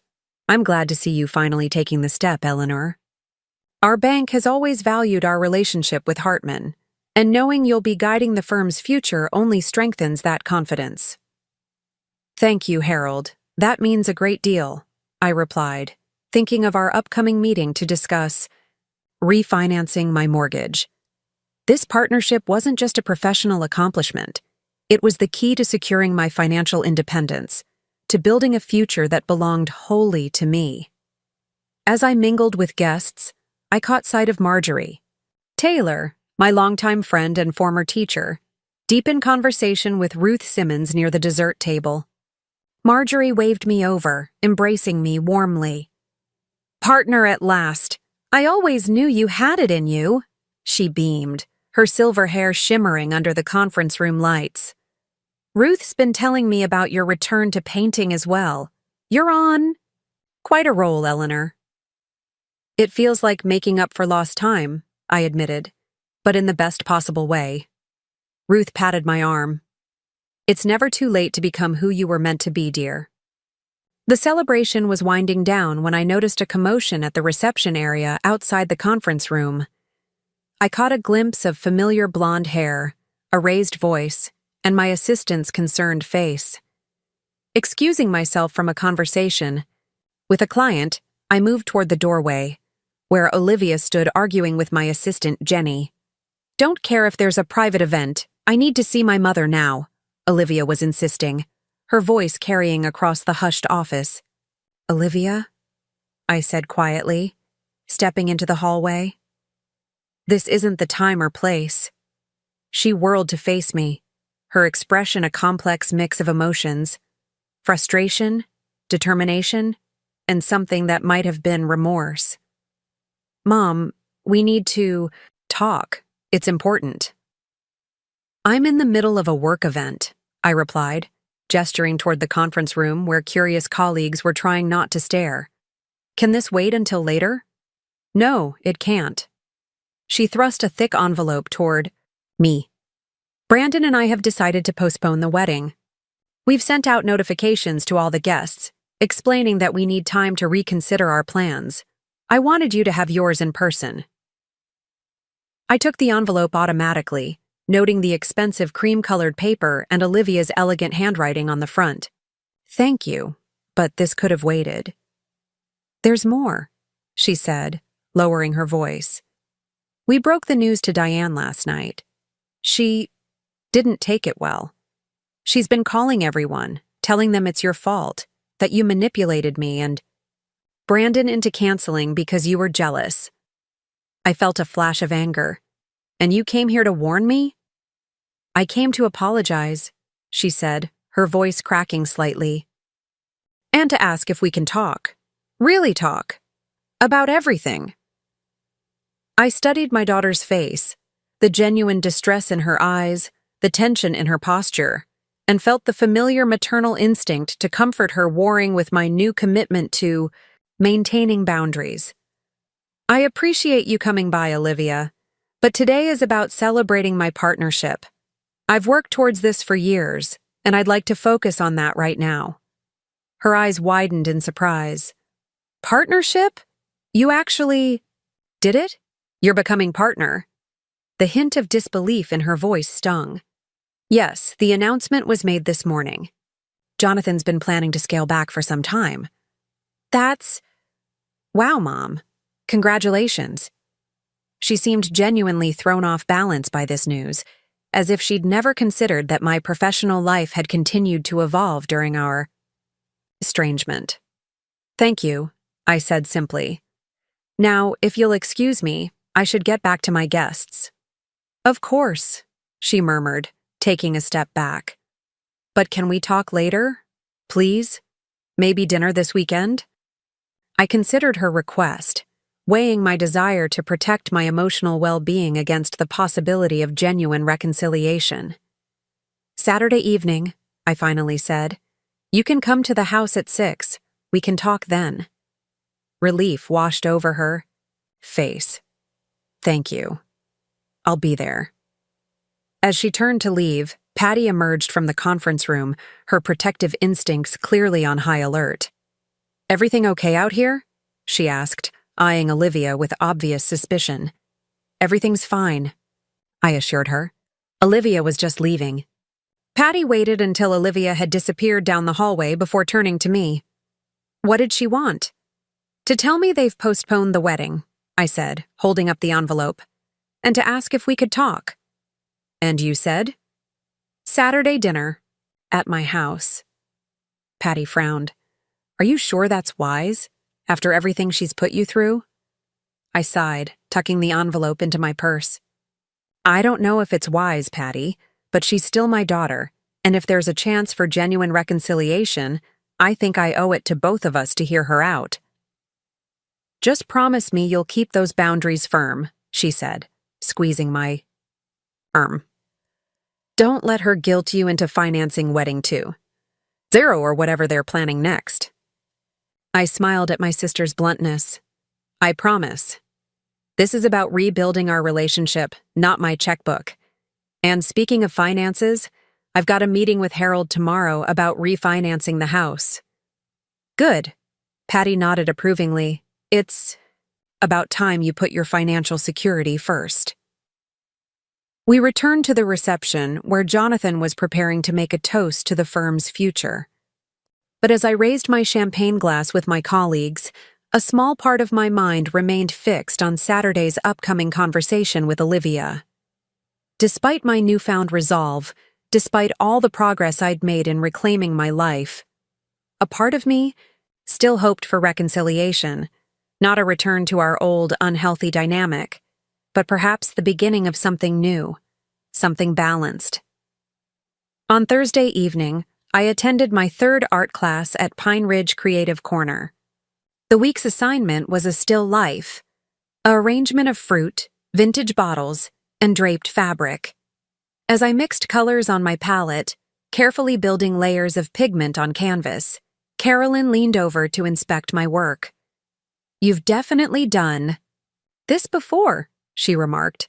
There's confidence in your brushwork that beginners never have. I smiled, adding a highlight to the curve of an apple. I studied art in college, actually, before I switched to accounting for the job security. The practical choice, she nodded. I almost went into nursing for the same reason. But sometimes our creative souls refuse to be silenced, don't they? They certainly do, I agreed, thinking of the strange full-circle journey that had brought me back to painting after all these years. After class, Carolyn and several other women invited me to join them for drinks at the Lakeside Bistro. We go every Thursday, explained Grace, a retired English teacher with a passion for abstract expressionism. Sort of an unofficial art therapy session. I found myself agreeing readily, enjoying the easy camaraderie of these women I barely knew. At the bistro, conversation flowed as freely as the wine, discussions about technique and inspiration giving way to more personal sharing, about relationships, work challenges, and life transitions. "So, Eleanor," asked Maria, a nurse with a talent for detailed botanical paintings, "what brought you back to art after so long away?" I hesitated, unsure how much of my personal drama to share with these new acquaintances. "Life changes," I finally said. "My daughter's getting married, or was, they've postponed now. And I realized I'd spent so many years focused entirely on her needs that I'd lost touch with parts of myself that were important." Heads nodded around the table in understanding. "The empty nest reckoning," said Grace. "I went through it when my twins left for college. Suddenly, all that energy I'd been pouring into them needed somewhere to go." "Exactly," I agreed. "Plus, some complicated family dynamics that forced me to reassess my priorities." "Complicated family dynamics is practically Pine Ridge's motto," laughed Carolyn. "This town runs on gossip disguised as concern." As if summoned by her words, the bistro door opened, and Diane Hughes swept in with two elegantly dressed women I recognized as prominent members of her social circle. She didn't notice our table at first, absorbed in whatever she was saying to her companions. But as they were led to a nearby booth, her gaze swept across the room and landed directly on me. For a moment, our eyes locked. Her expression hardened, and she leaned closer to her friends, speaking in a low voice that didn't quite carry to our table, but their glances in my direction made it clear I was the topic of discussion. "Someone you know?" Carolyn asked, following my gaze. "My almost mother-in-law," I said quietly, "though that status is currently in question since they've postponed the wedding." "Ah, the infamous Diane Hughes," Carolyn nodded. "Interior design clients don't come much more demanding than her. Everything must be perfect, and everyone must know exactly how much it cost." The table laughed, and I felt a wave of gratitude for these women who had no stake in the drama, but were offering me the simple gift of normalcy and friendship. Throughout dinner, I was acutely aware of Diane's presence, though I deliberately kept my back to her table. My new friends seemed to sense my discomfort and kept the conversation flowing, sharing stories of their own difficult in-laws and family conflicts. We were finishing our dessert when I felt a presence beside our table. Looking up, I found Diane Hughes standing there, a tight smile fixed on her perfectly made-up face.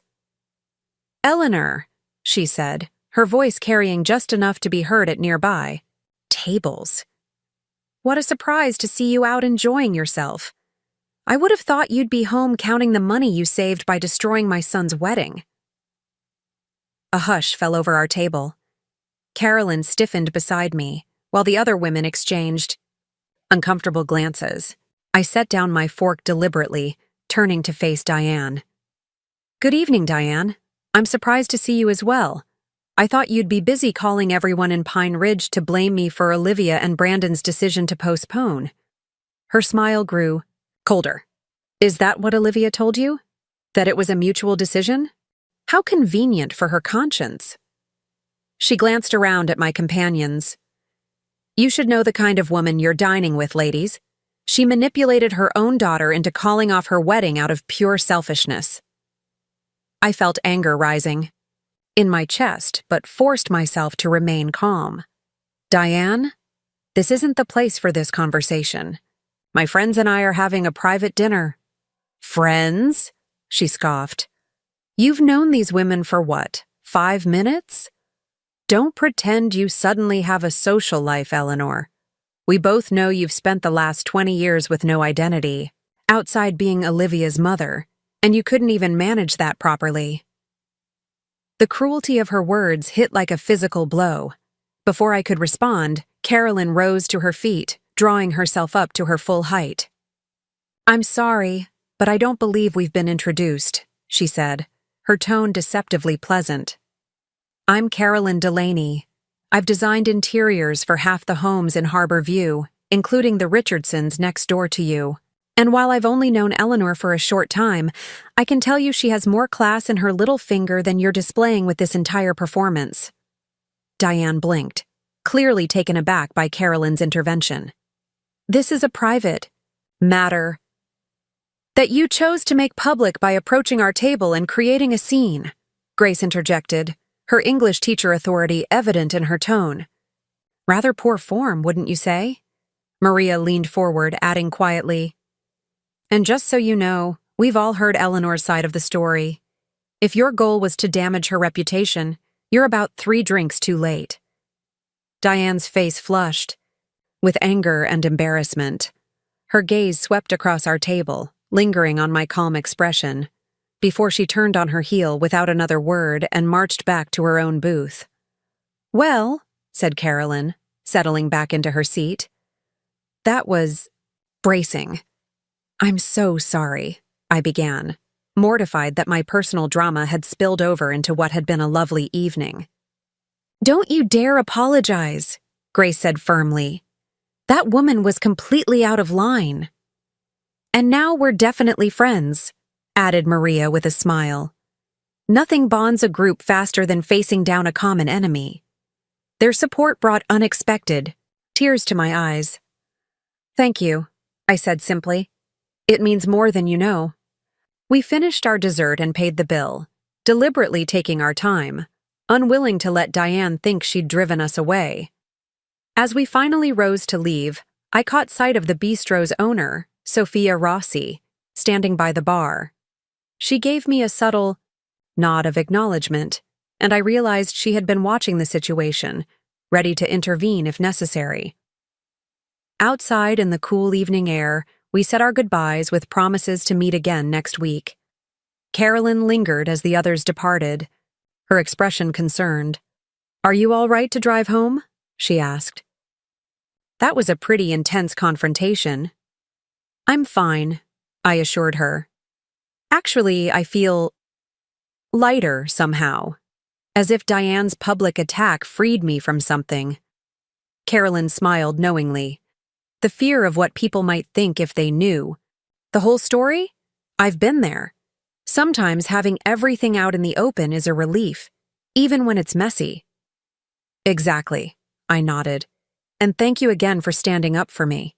You barely know me." "I know enough," she said simply.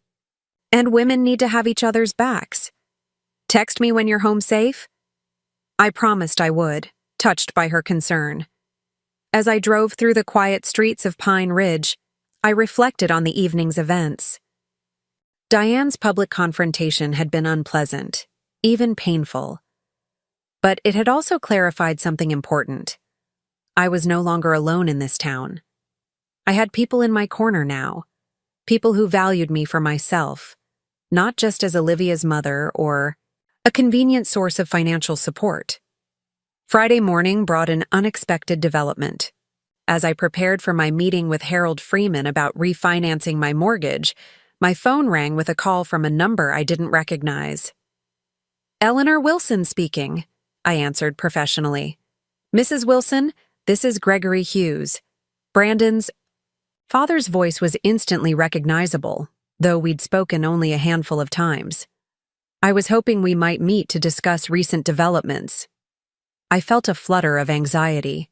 Gregory Hughes was a formidable figure in regional finance, known for his shrewd business dealings and influential connections. "What did you have in mind, Mr. Hughes?"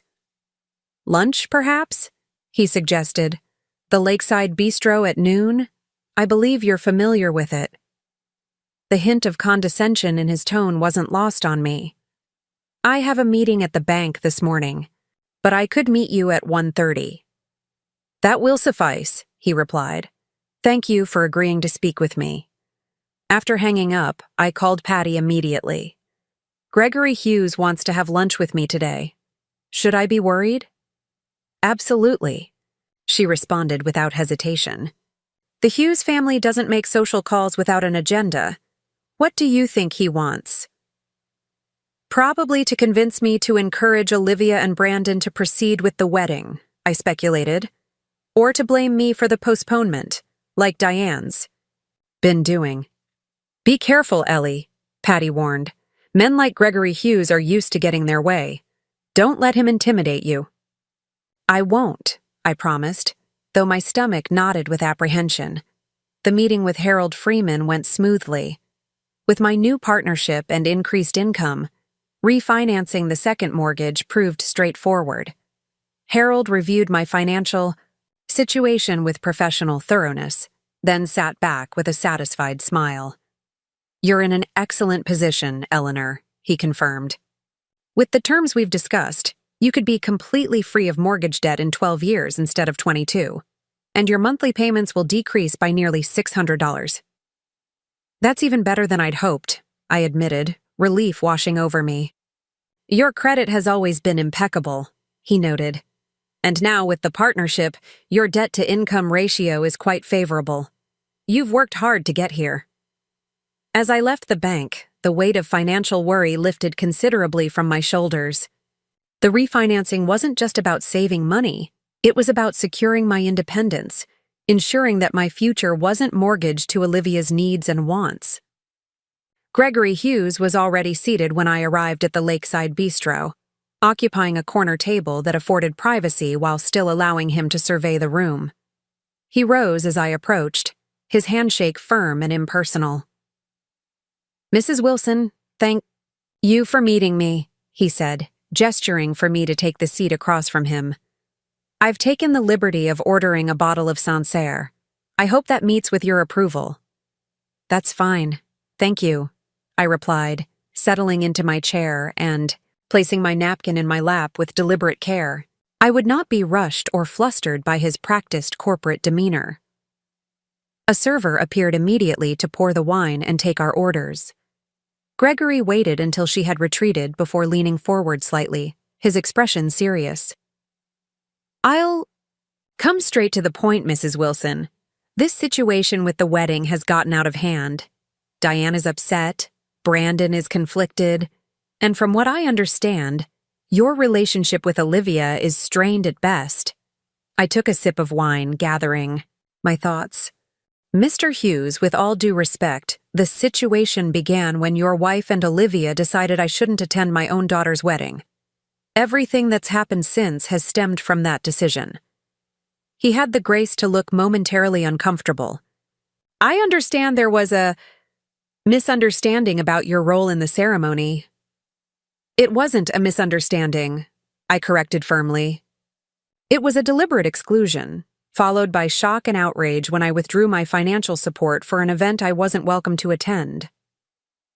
Gregory studied me with newfound interest, as if recalibrating his assessment. You're more direct than I expected, Mrs. Wilson. Recent events have clarified my priorities, I replied. One of which is being treated with basic respect. He nodded slowly. Fair enough. Then let me be equally direct.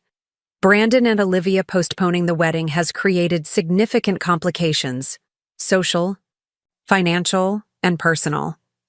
I believe it would be in everyone's best interest if they proceeded as planned, albeit with a new venue and perhaps some adjustments to the guest list.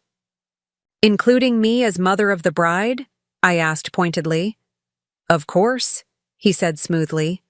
That was an unfortunate suggestion on Diane's part. She can be overzealous about maintaining certain appearances. I set down my wine glass, meeting his gaze directly. Mr. Hughes, I need to be very clear about something. I will not be using my influence with Olivia to encourage this wedding to proceed on anyone's timetable but hers and Brandon's. If they've decided they need time to reconsider, that's their decision to make. Even if reconsidering leads to cancellation? He asked, a hint of challenge in his voice. Brandon has invested significantly in their future together. The apartment. In New York, the engagement ring, various financial commitments. Are you suggesting Olivia owes him marriage because of those investments? I asked, unable to keep the edge from my voice. Because that sounds uncomfortably transactional. Gregory frowned.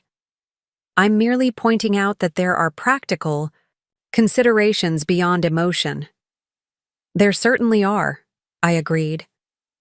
Like whether two people are truly compatible, whether they share fundamental values, whether they're marrying for the right reasons. Those seem like important practical considerations to me. Our conversation was interrupted by the arrival of our lunch. As we ate, Gregory shifted to more neutral topics: my work at Hartman and Associates, the economic outlook for Pine Ridge, his own business interests. But I remained on guard, sensing that he hadn't yet revealed his true purpose in arranging this meeting. As we finished our main course, he leaned back in his chair, swirling the last of his wine thoughtfully. I understand you paid a substantial deposit for Westfield Estate. And there it was, the real reason for lunch. I did, I confirmed. Nearly my entire savings at the time. That represents a significant financial loss, he observed, one that could perhaps be mitigated. I raised an eyebrow. How so? I have some influence with the management at Westfield, he said casually. If the wedding were to proceed on the original date, I believe I could persuade them to honor your deposit despite the cancellation. The offer was tempting. $45,000 was no small sum, even with my improved financial situation. But I recognized the implicit bargain. My influence for his, a transaction that would once again reduce my relationship with Olivia to a financial equation. That's a generous offer, I said carefully. But I've already made peace with that loss. It was the price of standing up for myself, of recognizing my own worth beyond what I could provide financially. Gregory's expression hardened almost imperceptibly. Mrs. Wilson, I'm trying to offer you a way to recover a substantial sum of money. Most people would be grateful for such an opportunity. Most people haven't spent decades being valued primarily for their checkbook, I replied evenly. The deposit is gone. I've accepted that. What I'm not willing to accept is being manipulated back into a dynamic where my worth is measured by what I can financially contribute to Olivia's life. He studied me for a long moment, then signaled for the check. You're either remarkably principled or remarkably foolish, Mrs. Wilson. I'm not entirely sure which. Perhaps both, I conceded with a small smile. But I'm also remarkably clear about my boundaries now, which is progress I don't intend to surrender. As we prepared to leave, Gregory hesitated, then said, Whatever you may think of Diane's behavior, which I acknowledge has been less than tactful, she believes she's acting in Brandon's best interests. She wants him to have the kind of life she believes he deserves. I understand that, I said softly. I wanted the same for Olivia. The difference is that I've finally realized my daughter deserves to make her own choices, even if they're different from what I would choose for her. And she deserves a mother who models self-respect, not self-sacrifice to the point of erasure. Something flickered in Gregory's eyes. Recognition, perhaps, or reluctant respect. You've given me something to think about, Mrs. Wilson. Thank you for meeting with me today. As I drove back to the office, I realized that for the first time, I had engaged with the Hughes family as an equal, not as the grateful, accommodating mother of the bride, desperate for their acceptance, but as a woman secure in her own worth and clear about her boundaries. It was a small victory, but a significant one. That evening, I received a text from Olivia. Still on for dinner tomorrow at 6? I can bring wine. I replied simply, Yes. No need to bring anything. As I prepared for bed, I thought about the approaching conversation with my daughter. After a week of confrontations and revelations, I felt strangely calm. Whatever happened with Olivia, reconciliation, continued estrangement, or something in between, I knew I would be all right. I had rediscovered parts of myself I'd thought lost forever, built new connections, and established firm foundations for my future. For perhaps the first time in decades, my sense of self wasn't entirely tied to my identity as Olivia's mother. I fell asleep easily, dreaming of sunlit art studios and quiet evenings by the sea. Saturday dawned clear and crisp, a perfect early spring day. I spent the morning at the farmer's market, selecting fresh ingredients for dinner: local asparagus, wild-caught salmon, tiny new potatoes. I wasn't trying to impress Olivia, but I took pleasure in preparing a meal that reflected care and attention. In the afternoon, I worked in my garden, clearing winter debris and turning the soil in preparation for planting. The physical labor was satisfying, grounding me in the present moment, preventing anxious speculation about the evening ahead. At 5:30, I showered and changed into comfortable clothes, not the formal attire I might once have chosen for an important conversation with Olivia, but not casual enough to suggest indifference. I wanted to present myself authentically, as the woman I was becoming, not the mother she expected me to be. The doorbell rang precisely at 6. I opened it to find Olivia standing on the porch, a small bouquet of spring flowers in her hands, despite my text saying she needn't bring anything. She looked tired, I noticed, shadows under her eyes, her usual perfect appearance slightly frayed at the edges. "Hi, Mom," she said, her voice soft with uncertainty. "These are for you." "Thank you," I replied, accepting the flowers and stepping aside to let her enter. "They're lovely." We stood awkwardly in the entryway for a moment, neither quite sure how to proceed. This was new territory for both of us, meeting as adults with a rift between us, without the easy patterns of our previous relationship to fall back on. "Something smells good," Olivia offered, breaking the silence. "Salmon with dill sauce," I said, leading her toward the kitchen. "Would you like a glass of wine before dinner?" "Please," she nodded, following me. As we entered the kitchen, she paused, looking around with surprise. "You've been redecorating." The kitchen had indeed undergone a transformation in recent weeks. New paint in a warm terracotta, open shelving displaying my grandmother's blue and white pottery, a small bistro table by the window where my cluttered desk had once stood. "Just a few changes," I acknowledged, pouring us each a glass of Pinot Grigio, making the space more functional for how I live now. Olivia accepted the wine, her eyes still scanning the room. "It looks good. More. You, somehow." It was an oddly perceptive comment from someone who'd been so oblivious to my needs and feelings in recent months. "Thank you," I said simply. "Dinner will be ready in about 20 minutes. Should we sit in the living room until then?" She nodded, following me through to the other room, which had also seen subtle changes: new throw pillows, rearranged furniture, the walls now adorned with several of my paintings, including the one I'd recently completed in class. "Did you paint those?" Olivia asked, gesturing toward the artwork. "Yes," I confirmed. "I've started taking classes again at Pine Ridge Creative Corner." "I didn't know you could paint," she said, a note of confusion in her voice. "I mean, I guess I knew you studied art in college, but I've never seen you actually do it." "There are probably a lot of things about me you don't know," I said gently, settling into an armchair. "I set aside many parts of myself when I became a single mother. It seemed necessary at the time." Olivia perched on the edge of the sofa, clutching her wine glass like a lifeline. "Is that why you're so angry with me? Because you gave up things for me?" I considered her question carefully. "I'm not angry with you for the sacrifices I chose to make, Olivia. I'm hurt by how easily you discarded me when I no longer served your purposes. I'm disappointed by how quickly you adopted values that diminish, rather than honor the journey we've taken together."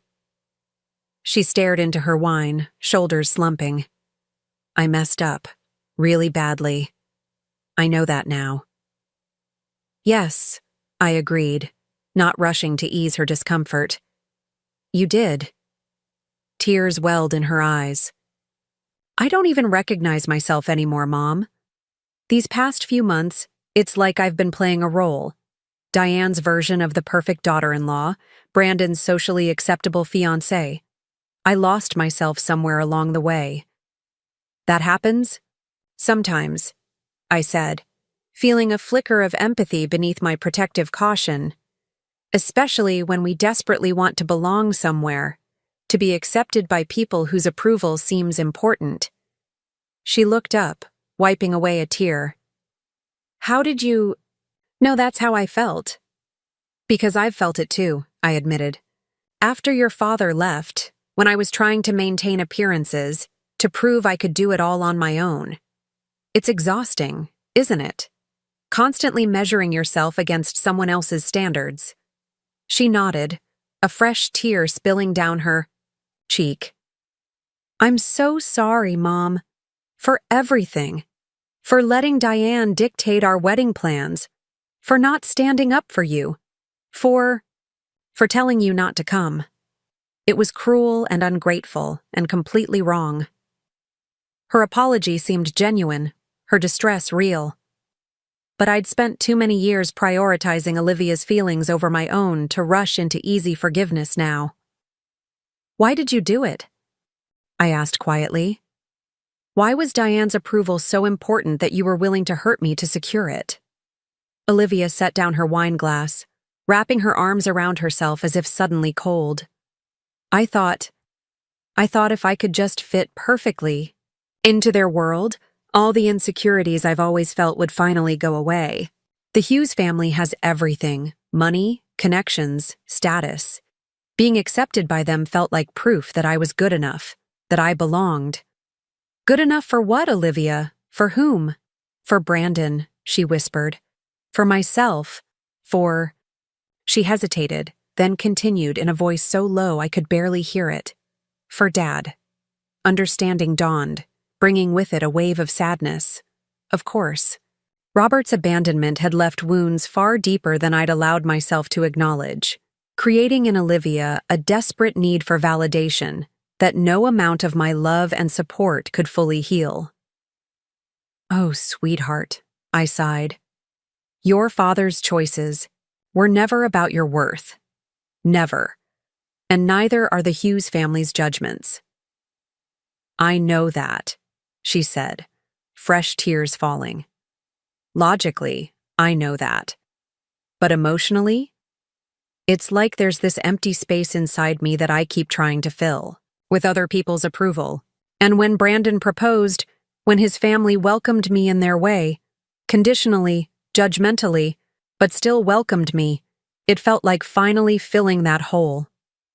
Until they made you choose between them and me, I observed. She nodded miserably.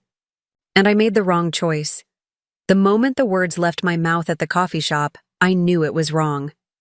But I couldn't take it back, couldn't admit how badly I'd betrayed you, couldn't face what that said about me as a person.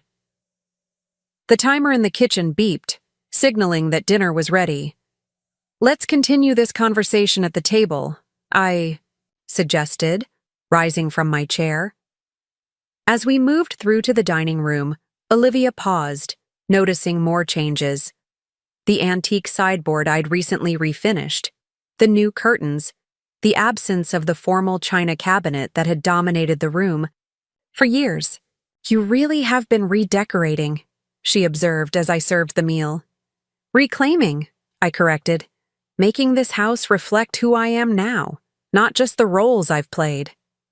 We ate in silence for a few minutes, the delicate flavors of the salmon and spring vegetables a counterpoint to the emotional heaviness between us. Brandon still wants to get married, Olivia said eventually. But he wants us to do premarital counseling first, to make sure we're on the same page about our values and priorities. That sounds wise, I acknowledged. What do you want? She looked startled by the question.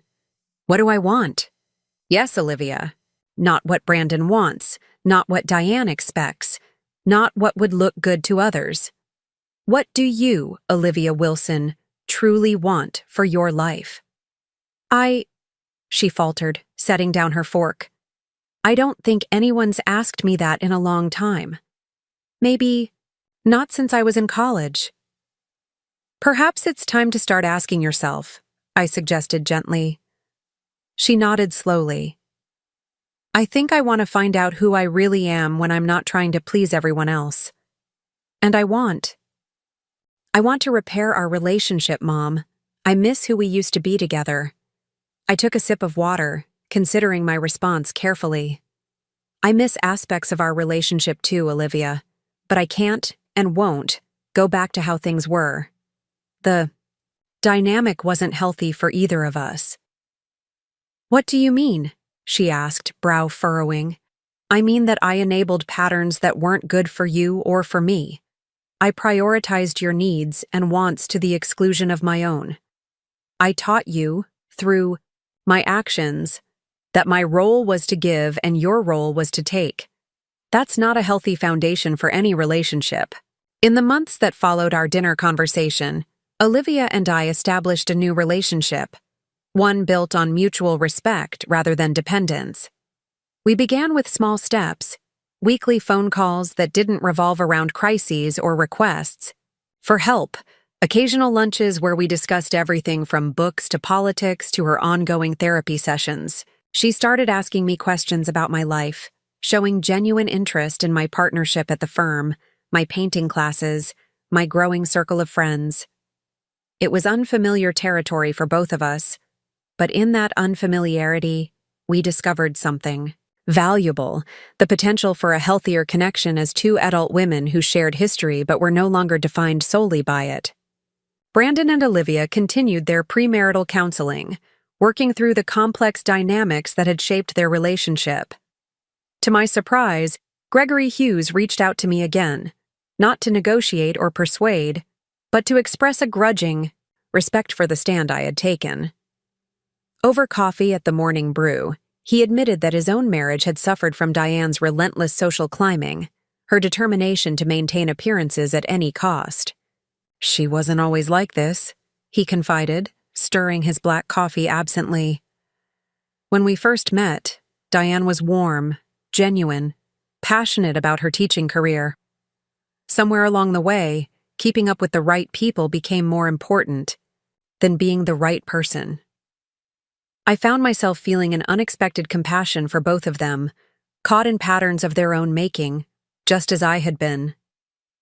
It's never too late to change course, I told him, to reclaim parts of yourself you've set aside. He smiled wryly, spoken like someone who knows firsthand. 6 months after our original confrontation at the morning brew, Olivia invited me to dinner at her apartment in New York. When I arrived, I found not the sleek, impersonal space I'd expected, decorated to Diane's exacting standards, but a warm, eclectic home that reflected Olivia's emerging sense of self. Bright textiles, vintage furniture pieces, walls adorned with local artwork, none of it coordinated to perfection, all of it uniquely hers. I've been making some changes, she explained as she took my coat. Brandon's been supportive, actually. He says it feels more like a home and less like a furniture showroom. Over a simple meal she'd prepared herself, a far cry from the catered dinners she'd once insisted on, Olivia shared her news. We've set a new wedding date, she said, watching my reaction carefully. Next spring. Something small at the Pines Resort's new pavilion. Just family and close friends. I nodded, keeping my expression neutral. That sounds lovely. We'd like you to be there, she continued, her voice growing softer. Not just as a guest, but as mother of the bride. Fully acknowledged, fully included, that is, if you want to be. I considered her offer, searching my heart for the honest response. I'd like that, I finally said, but I need you to understand something important, Olivia. I won't be paying for this wedding. Not because I don't support your marriage, if that's what you truly want, but because I believe you and Brandon need to build your life together on your own terms, not mine. To my relief, she nodded without hesitation. We've already discussed that. We're paying for everything ourselves, a budget we can actually afford, not one designed to impress Diane's social circle. And speaking of Diane, she hesitated, then continued. She's not involved in the planning this time. Brandon was very clear with her about boundaries. That couldn't have been easy for either of them, I observed. It wasn't, Olivia confirmed. There were tears, accusations, the whole dramatic production. But something interesting happened afterward. Gregory called Brandon and said he was proud of him for standing his ground. I think there might be some healing happening in their family, too. As spring approached, I found myself contemplating another significant change. My refinanced mortgage, combined with my partnership income, had created a financial stability I'd never expected to enjoy. During a weekend art retreat on the coast, I fell in love with a small cottage, ocean views, a light-filled studio space, a garden that tumbled with wildflowers. On impulse, I made an offer, envisioning it as a weekend retreat, perhaps eventually a retirement home. When the offer was accepted, I invited Patty to drive down with me for the inspection. Standing on the weathered deck, watching waves crash against the shore, I felt a profound sense of rightness, of having finally claimed a piece of the world that was wholly mine, chosen not for its practicality or proximity to Olivia's needs, but for the joy it brought to my soul. "It's perfect, Ellie," Patty said, squeezing my hand. "Mom and Dad would be so proud of you." The wedding itself was everything the original plan was not: intimate, genuine, focused on the commitment rather than the spectacle. Olivia asked me to help her get ready in the bridal suite, a quiet moment between mother and daughter that held more meaning than any formal recognition could have conveyed. "Are you nervous?" I asked as I fastened the delicate buttons on her dress. Simple, elegant, chosen without Diane's input. "Not about marrying Brandon," she replied, meeting my eyes in the mirror. "But I am nervous about the life we're building. It's harder than I expected, standing on our own feet, making our own way without relying on his family's connections or your support." "Harder," I acknowledged, "but ultimately more rewarding. There's a satisfaction in knowing you've earned your place in the world, not had it handed to you or purchased for you by someone else." She turned to face me, taking my hands in hers. "Thank you," she said simply. "Not just for today, but for being strong enough to let me fail, to let me face the consequences of my choices. I needed that lesson, even though it hurt us both." As I watched Olivia and Brandon exchange vows beneath the lake pavilion's soaring roof, sunlight dappling through the windows, I felt not the bittersweet ache I had expected, but a quiet contentment. This moment was exactly as it should be, a celebration of love that had been tested, of two young people who had confronted difficult truths about themselves and chosen to grow rather than retreat. At the reception, Gregory sought me out, offering a glass of champagne and an unexpected olive branch.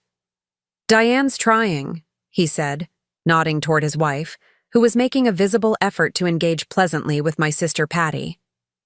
"The counseling is helping. She's starting to understand what really matters." "I'm glad," I said sincerely. "It's never too late to change course." He smiled, raising his glass slightly. "So I've been told by a very wise woman." The cottage by the sea became my sanctuary, the place where I spent increasingly long weekends painting, walking the shore, hosting small gatherings of my expanding circle of friends. Olivia and Brandon visited occasionally, their relationship with me evolving into something more balanced, more mutual in its giving and receiving. One Sunday afternoon, as we sat on the deck watching the tide roll in, Olivia surprised me with a question. "Do you ever regret it, Mom? Canceling Westfield Estate that day?" I considered her question carefully, watching a seagull dive and surface, with its catch. "No," I said finally. It was the moment I reclaimed myself, the moment I decided my worth wasn't determined by what I could give to others. It was painful, yes, but necessary. She nodded slowly. "I think it saved us both, in different ways. Saved me from becoming someone I wouldn't have liked very much. Saved you from disappearing completely into my needs." As the sun began its descent toward the horizon, painting the sky in vivid oranges and pinks, I felt a deep gratitude for the difficult journey that had brought us to this moment. By standing firm in my own worth, By refusing to be erased from my daughter's life or diminished in my own, I had not only reclaimed myself, but had inadvertently offered Olivia her own path to authenticity.